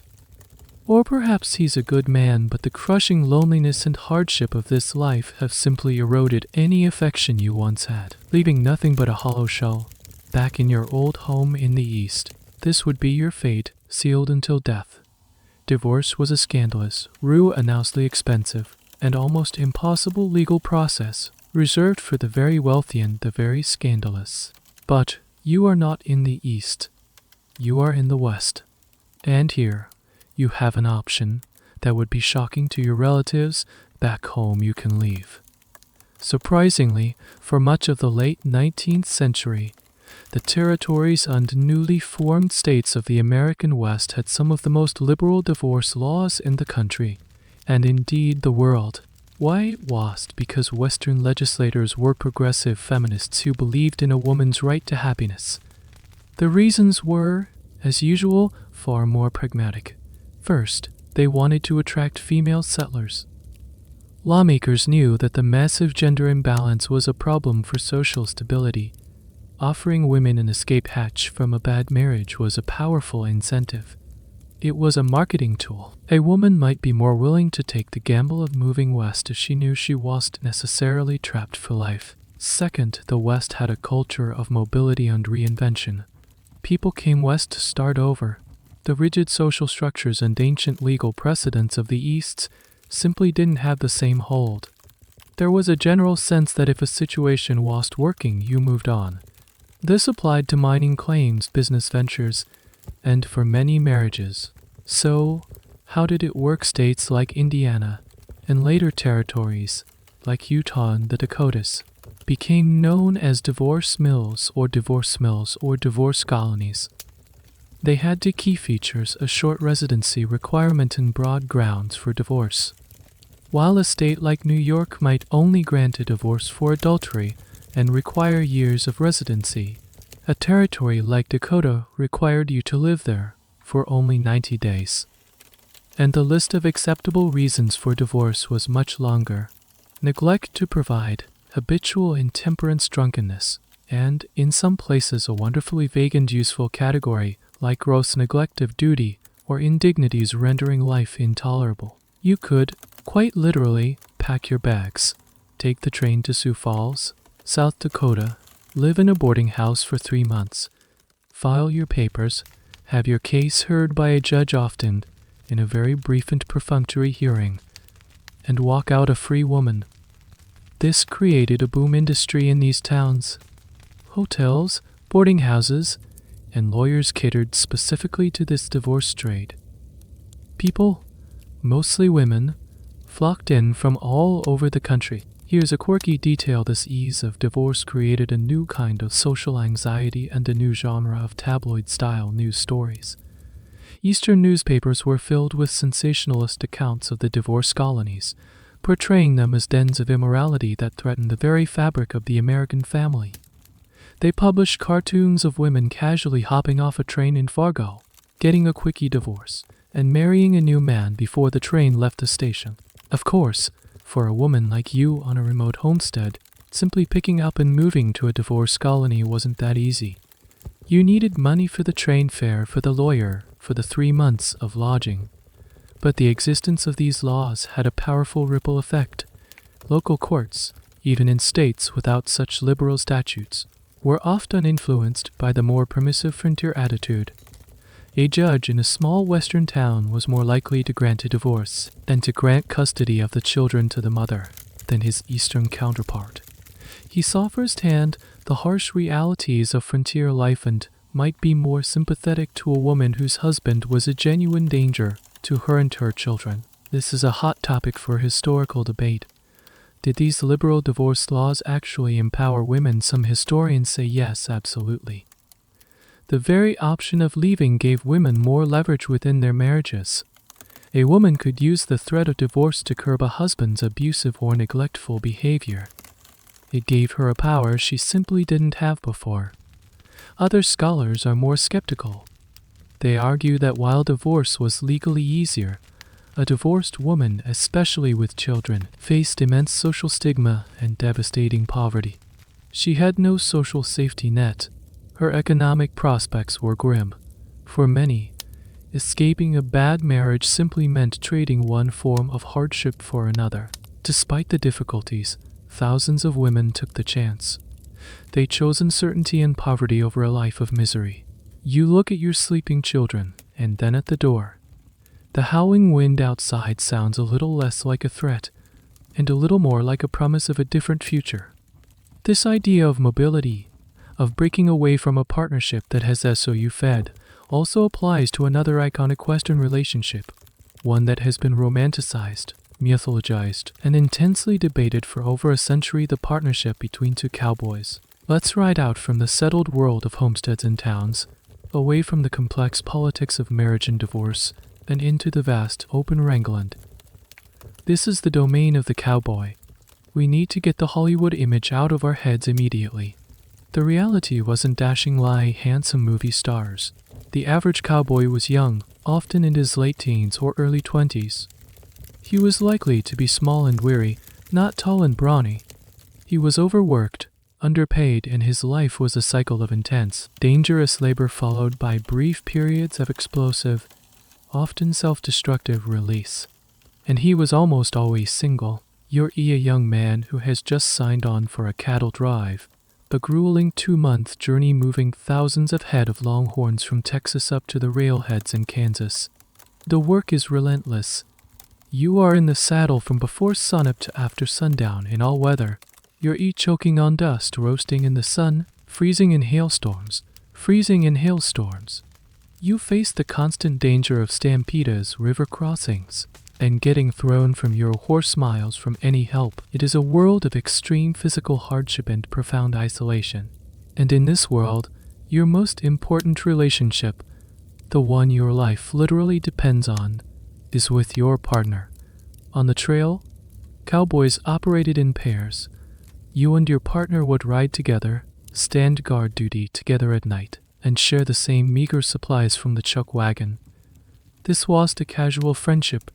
It was a deep, functional, and intensely intimate bond forged in shared experience and mutual dependency. Your partner was the one who would pull you out of a river if your horse went down, the one who would fight alongside you in a saloon brawl, the one who would notice if you were sick or injured. You knew each other's habits, moods, and skills inside and out. You trusted him with your life, and he trusted you with his. The language they used to describe these relationships was one of powerful, albeit understated, affection. Cowboys were famously laconic and emotionally reserved, but their actions spoke volumes. Sharing your last bit of tobacco, giving your partner the better horse, tending to his injuries, these were the ways affection was expressed. In their letters and diaries, men would write about their pard or chum with a depth of feeling they rarely, if ever, expressed about anyone else. Here's where we enter one of the most fascinating, uncontentious debates in the history of the West. What was the nature of these intense, all-male relationships for most of the 20th century? The official story, the one promoted by Hollywood and popular history, was that these were simply strong, platonic friendships. The cowboy was the ultimate symbol of rugged, heterosexual American masculinity. To suggest anything else was taboo. However, starting in the late 20th century, historians began to look at this again, reading between the lines of the evidence. They asked a provocative question: in an environment with a near-total absence of women, in a subculture that valued intense loyalty and physical closeness between men, isn't it logical to assume that some of these relationships were romantic and sexual? This field of study, often called queer West history, has caused a lot of arguments. The evidence is almost entirely circumstantial, a matter of interpretation. There are no explicit coming-out letters from 19th century cowboys, but there are tantalizing clues. There are photos of two cowboys posing together, their body language suggesting an intimacy that goes beyond casual friendship. There are folk songs and poems from the era that hint at same-sex love. For example, a popular cowboy ballad, The Tenderfoot, includes a line where a cowboy laments his love for another cowboy who has died. There are also the legal records. While sodomy was a crime on the books in every Western state, prosecutions were surprisingly rare, suggesting that what men did in the privacy of their bedrolls was often tolerated, as long as it wasn't flagrant. A quirky and telling detail is the slang of the era. The term partner or bunkie from sharing a bunkhouse was common. Some historians point to cowboy jargon and coded language that might have referred to same-sex relationships, though the meaning is oft unlost to time. The pushback against this interpretation is fierce. Many traditionalist historians and a large segment of the public argue that this is just modern-day political correctness being projected onto the past. They contend that it's an insult to the memory of these men to make them gay. They argue that people in the 19th century were capable of deep, emotionally expressive same-sex friendships that had no romantic or sexual component, and that our modern, over-sexualized culture has lost the ability to understand that. So, who is right? The academic consensus is still forming. Most historians today would agree that it's not a question of whether all cowboys were secretly gay. Of course not. It's about acknowledging that the Wild West was more diverse than the myths allow. It was a space where a variety of relationships couldn't exist, including, almost certainly, same-sex ones. The intense, exclusive, and emotionally vital partnership between two cowboys created a unique social space where love could blossom, far from the prying eyes of respectable society. At the end of the long drive, you and your partner get paid. You ride into a town like Dodge City, and for a few days, you blow all your money on whiskey, gambling, and perhaps a visit to the red light district. But when the money is gone, you and your partner ride out together, looking for the next job, your bond and broken. This kind of intense, mobile partnership wasn't just found on the cattle trail. A similar, though more structured, environment existed in the isolated outposts of another iconic Western institution, the U.S. Army. Now, let's trade your dusty cowboy chaps for the scratchy wool uniform of a U.S. Army soldier. You're stationed at a remote frontier fort, a lonely speck of official government presence in a vast and often hostile territory. For Laramie in Wyoming, for Apache in Arizona, these places were not glorious bastions of civilization. They were often cramped, dirty, and mind-numbingly boring. Your life is a monotonous cycle of drill, patrol maintenance duties, and waiting. You are a young man, far from home, living in an overwhelmingly male environment. The fort is a microcosm of society, with its own rigid hierarchy and its own unique romantic and sexual ecosystem. At the top are the commissioned officers. Many of them are West Point graduates from upper-class Eastern families. If they are married, their wives and families live with them at the fort in a row of relatively comfortable houses known as Officers' Row. This is the pinnacle of fort society. The officers' wives, women like the famous Elizabeth Custer, tried to recreate a small bubble of Victorian gentility in the middle of the wilderness. They organized dinners, amateur theatricals, and reading circles. Their lives are a constant struggle to maintain the standards of civilization against the dust, the isolation, and the boredom.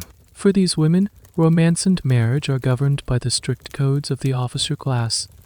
A young, unmarried officer courting the daughter of a senior officer is a delicate dance of etiquette and ambition. A good marriage can advance a man's career. A scandalous affair can ruin it. The personal lives of the officer corps are a hotbed of gossip, rivalry, and intrigue, all conducted over teacups and card games. Then there is your world, the world of the enlisted men. You live in a large, open, and often squalid barracks with dozens of other men. You are paid very little, the food is terrible, and the discipline is harsh. Most enlisted men are single, often recent immigrants from Ireland or Germany, or men from the lower classes trying to escape poverty or the law. The Army is a melting pot of the nation's disenfranchised. For you, the opportunities for female companionship are severely limited. The respectable women on Officers' Row are completely off limits on a different social planet. To even speak to an officer's wife or daughter without being spoken to first would be a serious breach of protocol. So where does a lonely, bored soldier turn for intimacy? This is where another institution, unique to military life, comes in: the camp follower. This is a broad term for the women who trailed the Army. Some were the legal wives of enlisted men. The Army, for a long time, had no official policy for enlisted men's families. A sergeant or a long-serving private might get permission to have his wife live at the fort, but the conditions were poor. These women often had to earn their keep by doing laundry for the other soldiers. This gave rise to the term laundress, which became an official, paid position in the Army. They lived in a designated area, often a row of shabby huts called Soapsuds Row or Sudsville. Here's a fascinating detail: these laundresses were often the toughest, most resilient, and most respected women at the fort. They had official status, rations, and quarters. They were subject to military discipline. They were a vital part of the fort's economy and social life. They were mothers, wives, and matriarchs of the enlisted community. But the term camp follower also included another group of women, the prostitutes, who set up shop just outside the fort's official boundaries in makeshift settlements known as hog ranches. These were rough, unregulated establishments, far grittier than the organized brothels in a town. They provided cheap liquor and sex to the enlisted men and were a constant source of trouble, drunkenness, fights, and disease for the fort's commanders. This creates a complex social map. The officers have their refined courtships, The senior enlisted men have their families on Sudsville. The common soldier has the fleeting, and often dangerous, companionship of the hog ranch. And, just like on the cattle trail, what about the relationships between the men themselves? The barracks was a space of intense, first intimacy. Men lived, slept, and worked side by side for years. Deep bonds were inevitable. And again, historians debate the nature of these bonds. While the army officially punished sodomy severely, the isolation and lack of other outlets make it almost certain that romantic and sexual relationships between men occurred. These would have been hidden, of course, a secret world within the secret world of enlisted life. The historical question that still swirls around these forts is about the stability of these different relationship models. Did the rigid, hierarchical structure of the army actually create more stable families among the officer class? Or did the boredom and isolation lead to more affairs and scandals? Did life on Soapsuds Row foster strong, resilient marriages among the enlisted men, or did the poverty and harsh conditions tear them apart? The diaries and letters from the period paint a picture of both the diaries and letters. For every story of a devoted army wife who followed her husband across the frontier, there is a story of alcoholism, desertion, and heartbreak. Life at the fort was a pressure cooker. It amplified all the normal human dramas of love, jealousy, and desire. And for everyone, from the commanding officer's wife to the lowest private, there was a shared, ever-present threat that transcended rank and class. It was a hidden cost of intimacy in an age before antibiotics, a danger that lurked in the beds of both the married and the unmarried, the scourge of venereal disease. Let's pull back from the specific communities we visited and look at a threat that cast a long, ugly shadow over all of them. It was a danger whispered about in private, but rarely acknowledged in polite company. It was the silent epidemic of the 19th century venereal disease. In an age without effective treatments, a diagnosis of syphilis or gonorrhea was not just an embarrassment, it was a potential life sentence of pain, insanity, and death. Transient world of the American West, it was rampant. Imagine you're a young cowboy, fresh off the trail with 3 months' pay, burning a hole in your pocket. You've spent a wild night in a Dodge City hog ranch. A week later, you develop symptoms. There's no confidential clinic you can go to. There's no discreet doctor who can give you a shot of penicillin. You are faced with 2 options. You can try to ignore it and hope it goes away, or you can turn to the shadowy, unregulated world of 19th century quack medicine. The local doctor, if the town even has one, likely has no real cure. The germ theory of disease is still a new and not universally accepted idea. Most respectable doctors at the time believed these diseases were a sign of moral failing, and their treatments were often as dangerous as the disease itself. The standard treatment for syphilis for centuries had been mercury pills, mercury steam baths, or have mercury ointments rubbed into their skin. The mercury would cause profuse drooling, make your teeth and hair fall out, and eventually led to neurological damage and death. The cure was, quite literally, a poison, so you might be tempted to turn to a more appealing option, the patent medicine peddler. These doctors would roll into town in a colorful wagon, set up a stage, and hawk their miracle cures. Their advertisements filled the pages of the newspapers. Dr. LaRue's French remedy cures syphilis, gonorrhea, and all secret ailments of men, guaranteed. Manhood restored, lost vigor returned. These ads used coded language referring to private diseases, blood poisons, wood poisons, or the errors of youth. What was actually in these bottles? It was a mystery mix of anything and everything. Many contained massive amounts of alcohol, so the patient would feel better simply by being half drunk. Others contained opiates or cocaine, which would temporarily relieve the symptoms and create a dependency, ensuring repeat customers. Some contained genuinely dangerous ingredients like arsenic or strychnine. And many, of course, were nothing more than colored water and useless herbal extracts. You, the desperate cowboy, would waste your money on these potions, finding no real cure, while the disease progressed silently inside you. This wasn't just a problem for single men, it was a secret tragedy within many respectable marriages. A man could contract a disease during a visit to a brothel and then pass it on to his unsuspecting wife. For a woman, the consequences were devastating. She could suffer from pelvic inflammatory disease, sterility, and ectopic pregnancies. If she was pregnant, she could pass syphilis to her unborn child, resulting in a condition known as congenital syphilis, which caused severe birth defects, blindness, and early death. This was the unspoken horror that haunted many Victorian families, the sins of the husband, visited upon his wife and children. Here's a grim little detail: the final stage of syphilis, known as tertiary syphilis, can attack the brain, leading to a form of dementia and madness called general paresis of the insane. In the late 19th and early 20th centuries, a significant percentage of the patients in insane asylums were suffering from this condition.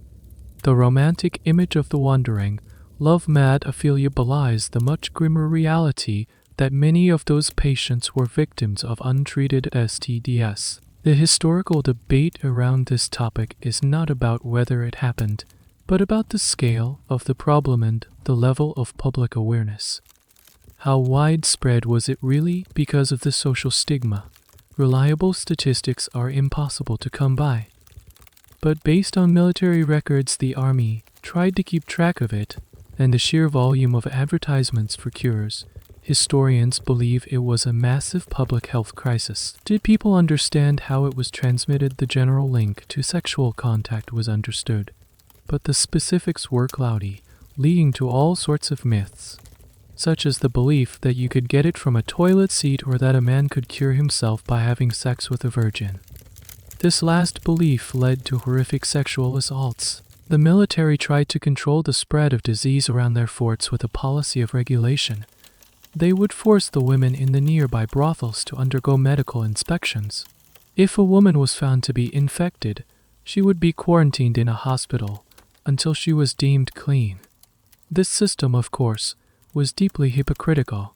It placed the entire blame and burden on the women, while the male soldiers who were spreading the disease were not subject to the same inspections. So, as you walk the streets of a Western town, you must understand that beneath the surface of everyday life, this current of fear and disease was always flowing. It added another layer of risk to every sexual encounter, whether it was a commercial transaction in a brothel or an intimate moment between a husband and wife. It was a hidden price of intimacy, paid in silence and suffering, and yet, despite all these dangers, hardships, and societal pressures, people still fell in love. They still found moments of tenderness and connection. And sometimes, if we're lucky, they wrote it all down. After all this talk of social structures, economic pressures, and hidden diseases, it's easy to start seeing the people of the West as statistics, as representatives of a trend. But they were real people with beating hearts, private thoughts, and secret longings. So now, let's do something a little different. Let's become historical eavesdroppers. We're going to quietly push open the door to the past, not by looking at laws or institutions, but by reading their mail and peeking into their diaries. It's in these fragile, ink-stained pages that we can finally hear the authentic voices of the West, whispering about love, desire, and heartbreak. Imagine you're in the attic of an old farmhouse in Oregon. You find a dusty, leather-brown trunk. Inside, tied with a faded ribbon, is a bundle of letters. They are the correspondence between a young couple, Eleanor and David, during their courtship in the 1882. He is a homesteader, and she is a schoolteacher in a town 50 miles away. They can only see each other every few months. Their relationship is built on paper. At first, the letters are formal. Dear Miss Stewart, yours respectfully, David. They talk about the weather, the price of wheat, a new church being built. But as you read on, you see the tone begin to change. The handwriting gets a little looser, the salutations warmer. He starts calling her my dearest Eleanor. He's no longer just describing his farm, he's telling her how he's building the cabin bigger, with an extra window on the east side so the morning sun will wake you gently. HES not just building a house, he's building a home for her. She, in turn, stops writing about her students in general and starts telling him funny anecdotes about a particular troublemaker. She sends him a pressed flower from a walk she took, a tiny, fragile artifact of a moment she wanted to share. Then you find a letter that makes your own heart skip a beat. It's from him. Elinori, it begins, I am a plain man and not skilled with words, but I must tell you that since meeting you, the world seems a brighter place. The work is still hard, but it is no longer lonely, for I carry the thought of you with me through the day. The thought of your smile is more welcome than rain after a drought. This is not a business proposition. This is not a man seeking a domestic laborer. This is a man in love. These documents are gold for historians. They offer a direct counter-narrative to the idea that all frontier unions were purely pragmatic. Now, let's look at another document. It's the diary of a woman named Martha, a wife and mother on a remote ranch in Arizona. Her entries are often a weary litany of chores churned butter. Her life seems crushingly hard. But then you find an entry like this: John came in from the range today. He was tired to the bone, but he brought me a cluster of wild verbena he found by the creek. He knows it is my favorite. He said nothing, just laid them on the table. We sat together and watched the sunset. It is in these small, quiet moments that I know I am a fortunate woman. This single entry reveals the hidden texture of a long-term marriage. It's not about grand passion. It's about the quiet language of love spoken through small, thoughtful actions. It's a testament to an affection that has endured hardship and survived the death of romantic illusion. Here's a fascinating and slightly quirky aspect of this kind of historical research. Sometimes, the most revealing things are what is not said. Historians who study these documents learn to look for the gaps, the coded language, the sudden changes in tone. A diary that is filled with daily entries might suddenly go silent for a week. What happened in that week? A scare. A crisis of faith. The silence itself tells the story. A woman might write about being unwell or indisposed, depending on the context. This could be a code for menstruation, morning sickness, or even depression. The historical debate here is about interpretation. How much can we read into these fragments? Are we projecting our own modern emotional sensibilities onto people from a very different time? For example, when a cowboy writes to his pardon, signs it yours with love. Does love mean the same thing it does today? Or was it a more common and less romantically charged way of expressing deep friendship? Scholars argue endlessly about this.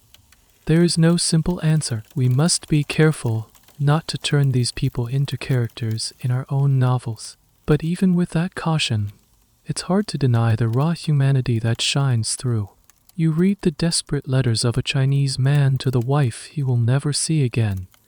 You read the angry, heartbroken diary of a woman who has just discovered her husband's infidelity. You read the shy, hopeful letters of two people daring to build a life together. These personal documents collapse the distance of time. They remind us that the people of the West weren't mythical figures. They were just people. They loved, they lost, they hoped, they despaired.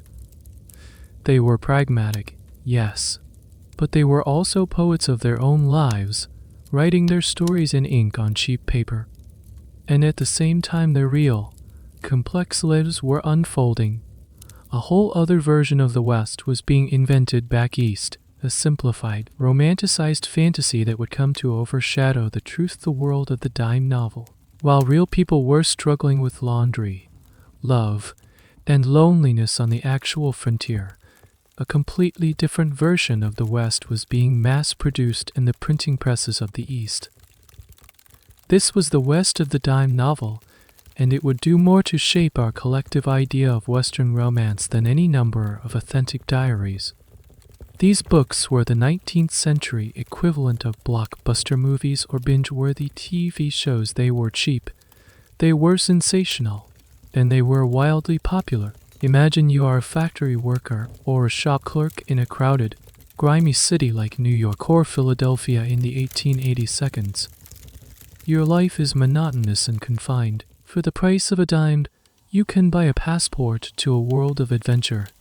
You pick up a slim paperback with a lurid, brightly colored cover. It shows a handsome, square-jawed man with 2 pistols standing over a vanquished foe, while a beautiful, elegantly dressed woman faints gracefully in the background. The title screams Deadwood, Dick's Daring Deed, or The Bride of the Gulch. You are hooked. You open the book, and you are plunged into a world that has only a passing resemblance to the reality we've been exploring. The men in these novels are not the weary, overworked cowboys or farmers we've met. They are impossibly heroic. They are unerringly accurate shots. They can outwit any villain, and they always speak in brave, declarative sentences. Figures like Deadwood Dick, Buffalo Bill, and Wild Bill Hickok were transformed from real complex and often morally ambiguous men into two-dimensional superheroes. They are always honorable, always chivalrous, and completely devoted to protecting the innocent. And the women there are even further from reality. The tough, capable, sun-weathered homesteader woman is nowhere to be found. The women in dime novels fall into 2 stark categories. First, there is the Eastern Belle. She is beautiful, refined, and pure. She has come west for some reason to visit her uncle at the fort, perhaps, or because her father owns the mine and she is completely helpless. She is constantly being kidnapped by villains, either brutish outlaws or stereotypical savage Indians, and her primary role in the story is to be rescued by the hero. Her love is the ultimate prize for his heroism. Their courtship is not a slow, pragmatic negotiation, it's a whirlwind of dramatic rescues and declarations of undying love. The second female archetype is the border queen or the outlaw woman. She is beautiful and fiery, often a skilled writer and shooter herself. Think of figures like Calamity Jane, who was transformed in these novels from a troubled, alcoholic woman into a glamorous, cross-dressing heroine. She is often a reformed bad girl, or a woman who operates just outside the law, but has a heart of gold. She might be a rival for the hero's affection, or his loyal sidekick, but even she is ultimately tamed by his love and settles down to become a respectable wife by the end of the story. Here's a fascinating detail: many of the most successful dime novelists, the people churning out these hyper-masculine fantasies, had never been west of the Mississippi. Men like Edwards and Carol Judson, who wrote under the pen name Ned Buntline, were responsible for creating the Buffalo Bill legend. They were writing what they imagined the West to be, based on rumors, newspaper clippings, and their own fevered imaginations. It was pure fantasy, packaged as adventure. This created a bizarre feedback loop. The real people of the West would read these novels and sometimes start to imitate them. The famous scout Wild Bill Hickok, for example, was known to consciously play up to his own dime novel persona, cultivating a look and a manner that he knew the public expected. The myth began to shape the reality. The historical debate here revolves around the cultural impact of these stories. Were they just harmless fun, a form of escapism for a working-class readership, or did they do real damage by creating a powerful and deeply misleading national myth? Most historians lean toward the latter. These novels erased the complexity and diversity of the real West. They ignored the stories of the homesteaders, the various ethnic communities, and the Native Americans who were almost always portrayed as savage villains. They created a whitewashed, male-dominated fantasy of righteous violence and simple morality. And in terms of our topic, they created a template for Western romance that Hollywood would later adopt wholesale. The brave, silent hero and the damsel in distress. The idea that love is a reward for masculine prowess. The notion that the West is a place where a man can prove his worth and win the perfect woman. This narrative completely papers over the grit, the pragmatism, and the sheer hard work that defined real relationships on the frontier. It ignores the mail-order brides, the community-based courtships of Hispanic culture, the lonely Chinese bachelors, and the complex partnerships of the homesteaders. As you close the cover of your dime novel, the smell of the city streets seeps back into your awareness. The fantasy fades, but the images linger. These stories were incredibly powerful because they offered simple answers to complex questions. They presented a world of clear good and evil, of heroic men and pure women, a world where love conquered all. This was a comforting fantasy, but it was a fantasy nonetheless. And it wasn't the only form of fleeting, manufactured glamour to tempt the lonely inhabitants of the real West. Another kind arrived by wagon or train, the traveling entertainment troupe. Let's get back on the ground in a dusty, isolated western town. The rhythm of life is slow, predictable, and frankly, pretty boring. The arrival of the weekly mail is a major event. A barn dance is the highlight of the season. Then one day, a colorful wagon, much more elaborate than the patent medicine peddlers, rolls into town, or a special car is detached from the daily train. A poster is tacked up on the wall of the general store F O R T A I N G I N G I N G I N G D I N G A N G D I D D I N G D C O M E D Y A N E D R A M A. The whole town is buzzing. For a few nights, the outside world is coming to them. This was the world of traveling entertainers, and they were a vital, if transient, part of the West's social and romantic landscape. These weren't the high-class theater companies of New York or London. They were hardy, adaptable performers who spent their lives on the road, playing in makeshift theaters, town halls, or even the large back rooms of saloons. They brought a splash of color, glamour, and temptation to places starved for novelty. Imagine you are a miner or a ranch hand. You've saved up a few dollars. You put on your best and only clean shirt and head to the opera house, which is really just a hastily converted barn with a plank stage. The show begins. A man in a slightly too tight tuxedo tells a few corny jokes. A magician does some clumsy card tricks. And then, the main attraction, the singing and dancing girls. They come out on stage in brightly colored, spangled costumes that are far more revealing than anything you would ever see on the women of the town.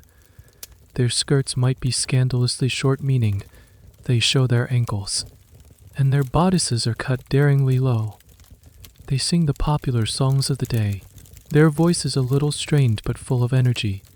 They perform high-kicking can-can dances that are both thrilling and shocking to the local sensibilities. For the men in the audience, this is intoxicating. These women are beautiful, they are exotic, and they are seemingly available. They exist in a different universe from the respectable, church-going women of the town, or the hardened, transcational women of the brothel. They are fantasy figures, come to life for a few hours on a poorly lit stage. After the show, these performers, especially the women, would be the center of attention. They might mingle with the wealthier patrons of the town at the hotel bar. A cattle baron or a mine owner might try to woo a pretty singer with a champagne dinner. This created a huge amount of tension and excitement. The local single men would be jealous, and the respectable town's women would look on with a mixture of scorn and fascination. Here's a specific and fascinating example of this phenomenon: the hurdy-gurdy girls.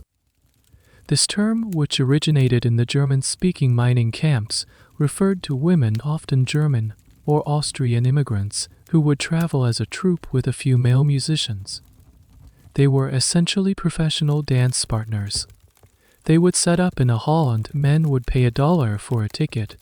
That got them one dance and a drink for the lady. Unlike the more ambiguous dance hall girls we've met before, the hurdy-gurdy girls had a reputation for being strictly professional. The dancing was the entire transaction. There was no expectation of anything more, and they were famously tough and able to handle any man who got too fresh. They were independent businesswomen, selling a moment of pleasant, non-squeezable female companionship for a high price, and they were often very successful. The historical debate here centers on the status of these female performers. Were they liberated, independent new women, artists and entrepreneurs who were in control of their own careers and sexuality, or were they just a different class of exploited women one step up from the brothel, forced to sell a manufactured version of glamour and flirtation to survive. The truth is, they were all of the above. Some famous actresses, like the legendary Lillian Russell, toured the West End, were treated like visiting royalty, commanding huge fees and maintaining their independence. But for every Lillian Russell, there were 100 anonymous chorus girls, living a precarious, hand-to-mouth existence, constantly fending off unwanted advances and trying to save enough money to get out of the business. These traveling shows were a temporary fantasy. They brought a fleeting taste of a more exciting, sophisticated world. A young man might develop a hopeless crush on a dancer he would never see again. Ale-only homesteader's wife might watch the show and feel a pang of longing for the colorful, carefree life she imagined these women lived. The show would last for a few days, and then the troupe would pack up and move on to the next town, leaving behind a trail of spent money, broken hearts, and a renewed sense of the town's own quietness. The glamour would fade, the posters would be torn down, and life would return to normal.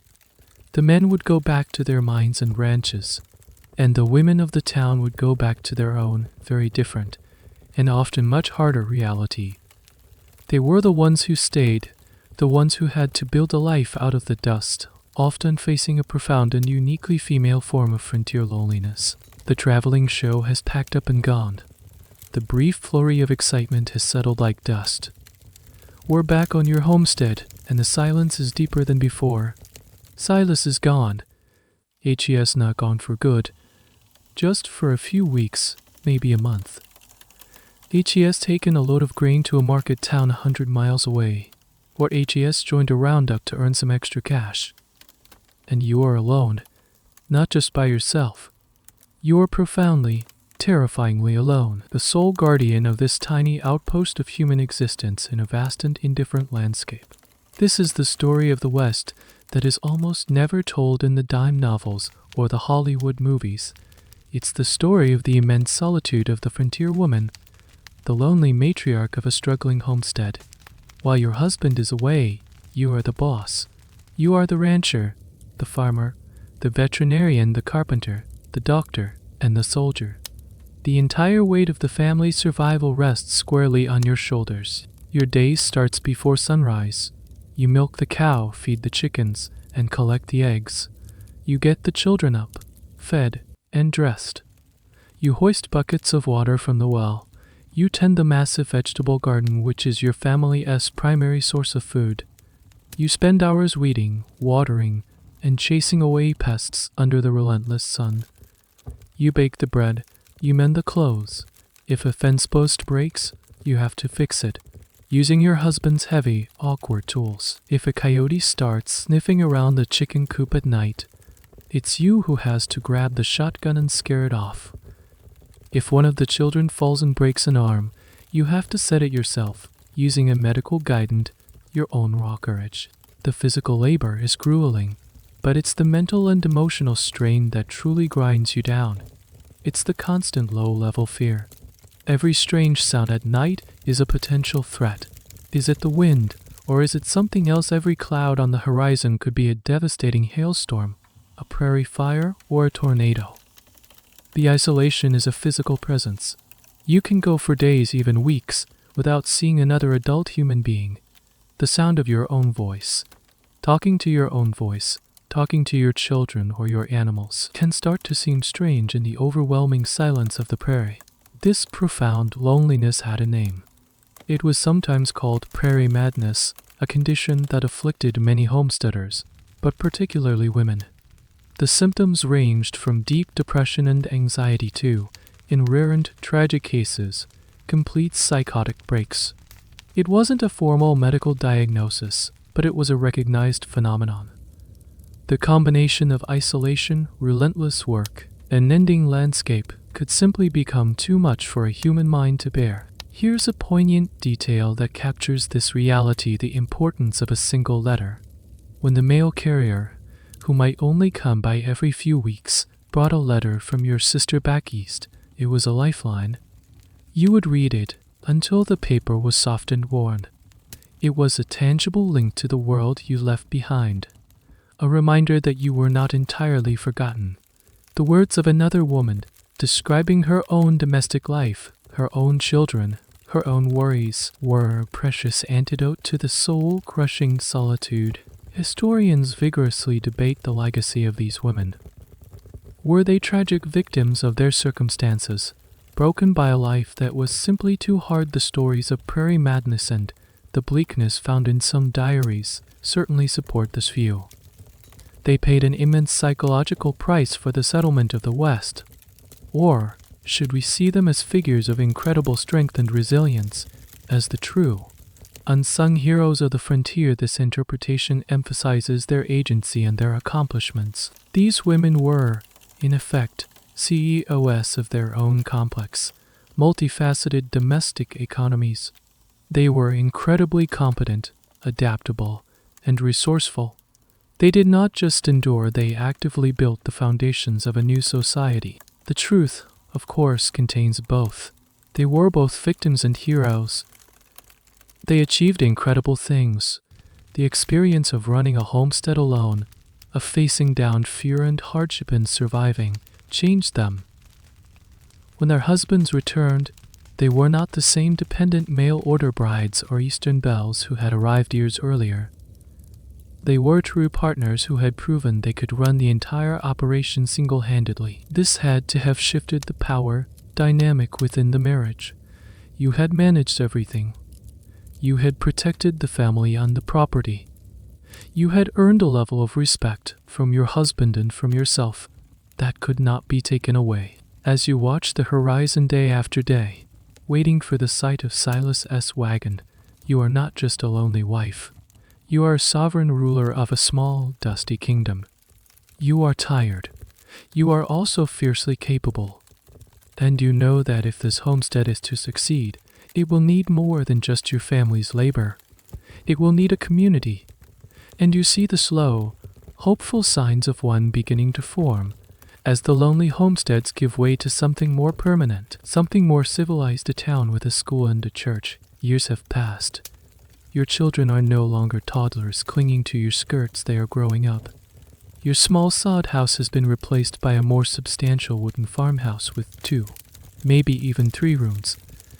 And most importantly, you are no longer alone on the vast prairie. Other homesteads have sprung up.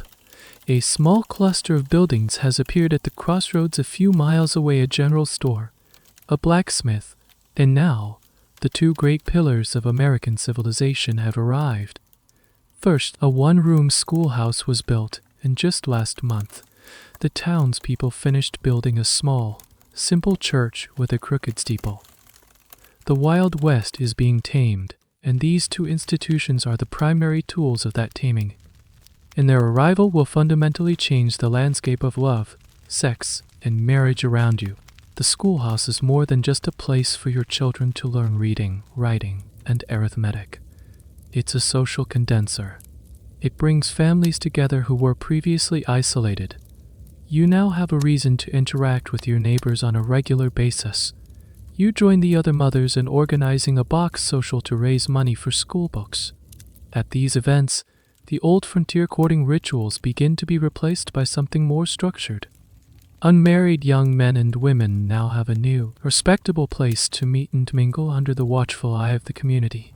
The school teacher, often a young, unmarried woman from the East, becomes a pivotal figure.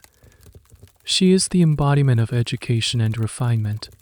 For the unmarried men in the community, the ranch hands, the farmers' sons, she is the ultimate prize, a woman who represents culture and upward mobility. The school teacher is often courted by every eligible bachelor in the district. But here's the catch, a sad little detail of the time in most school districts. The moment she got married, she was expected to quit her job. Her role as a professional was seen as incompatible with her new role as a wife. But it's the church that has the most profound impact on the social and moral fabric of the community. The circuit-riding preacher who used to come through once every few months has been replaced by a permanent minister with a family. The church becomes the absolute center of social life. Sunday service is mandatory, not just for religious reasons, but for social ones. It's where you see everyone catch up on the news and show that you are a respectable, God-fearing member of the community. With the church comes a more forceful and organized imposition of the strict Victorian moral code. The minister's sermons are filled with condemnations of drinking, gambling, and licentiousness. The red light district in the nearest big town, which was once seen as a sort of necessary evil, is now branded as a den of sin that must be eradicated. The pressure to conform to the ideal of the chaste, monogamous, lifelong marriage becomes immense. This process is what historians call the domestication of the West. It's often framed as a battle between the wild, masculine, individualistic frontier and the civilizing, feminine, community-oriented town. Women, through their roles in the church and school, were seen as the primary agents of this change. They were the ones who pushed for temperance laws, who organized social clubs, and who demanded a safer, more moral environment in which to raise their children. This creates a fascinating historical debate.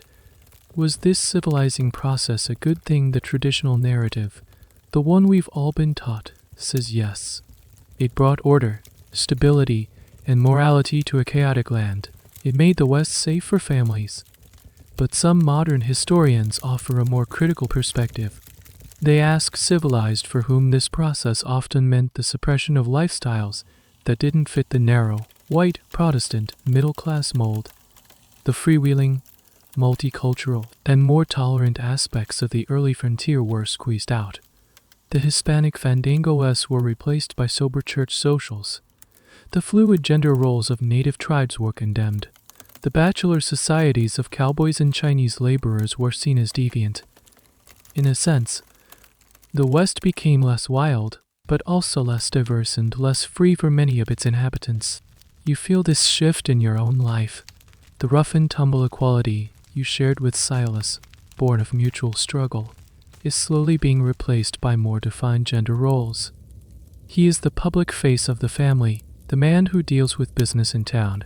You are the mistress of the domestic sphere, your world increasingly confined to the home, the church and the home, the church and the school.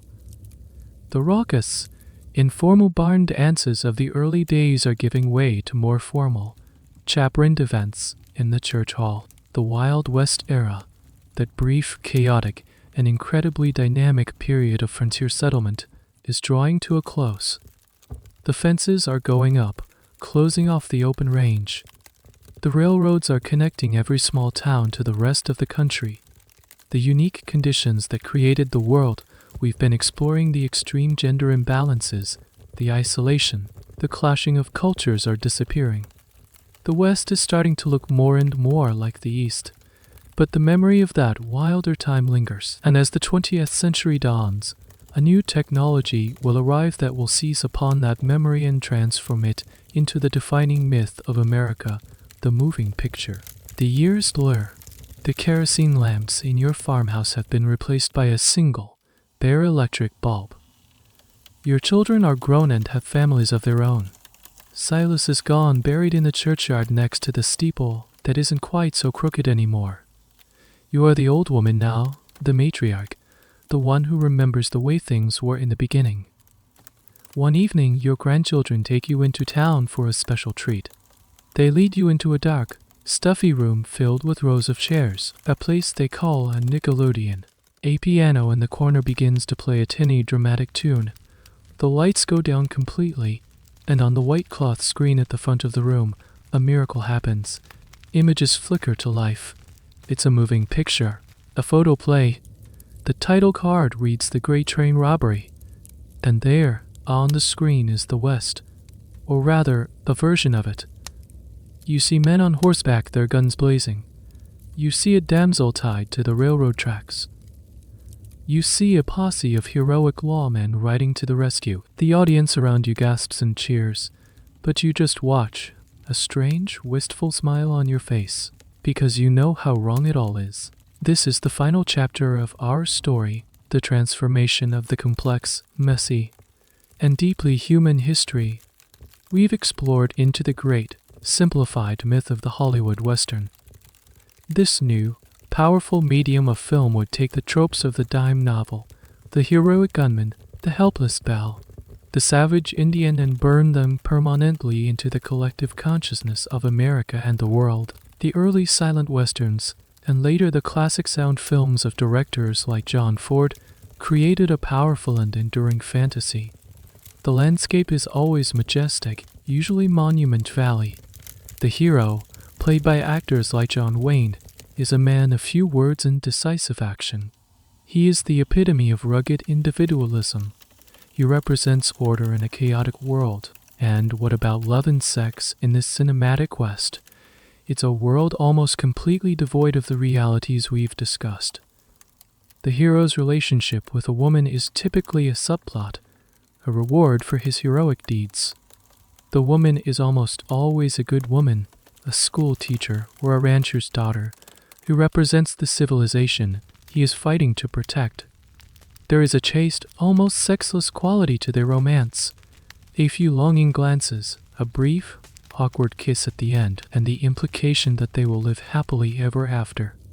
The grit is gone. The lonely homestead mothers, the desperate mail-order brides, the savvy madams, the complex partnerships forged in survival, they have all been erased. The brothel, if it appears at all, is a sanitized version, usually populated by a saloon girl with a heart of gold who nobly sacrifices herself for her love for the hero, so he can be with the good woman. The incredible diversity of the West is gone, too. The stories of African-American homesteaders, Chinese railroad workers, and Hispanic rancheros are nowhere to be seen, unless they appear as minor, stereotypical side characters. Native Americans are reduced to a faceless, menacing other, the savage horde that the white hero must defeat. Here's a final, telling detail. The iconic cowboy hero of the movies is often a lone wanderer. He rides into town, cleans it up, and then rides off into the sunset alone.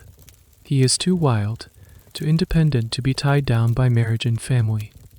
This is a complete inversion of the historical reality.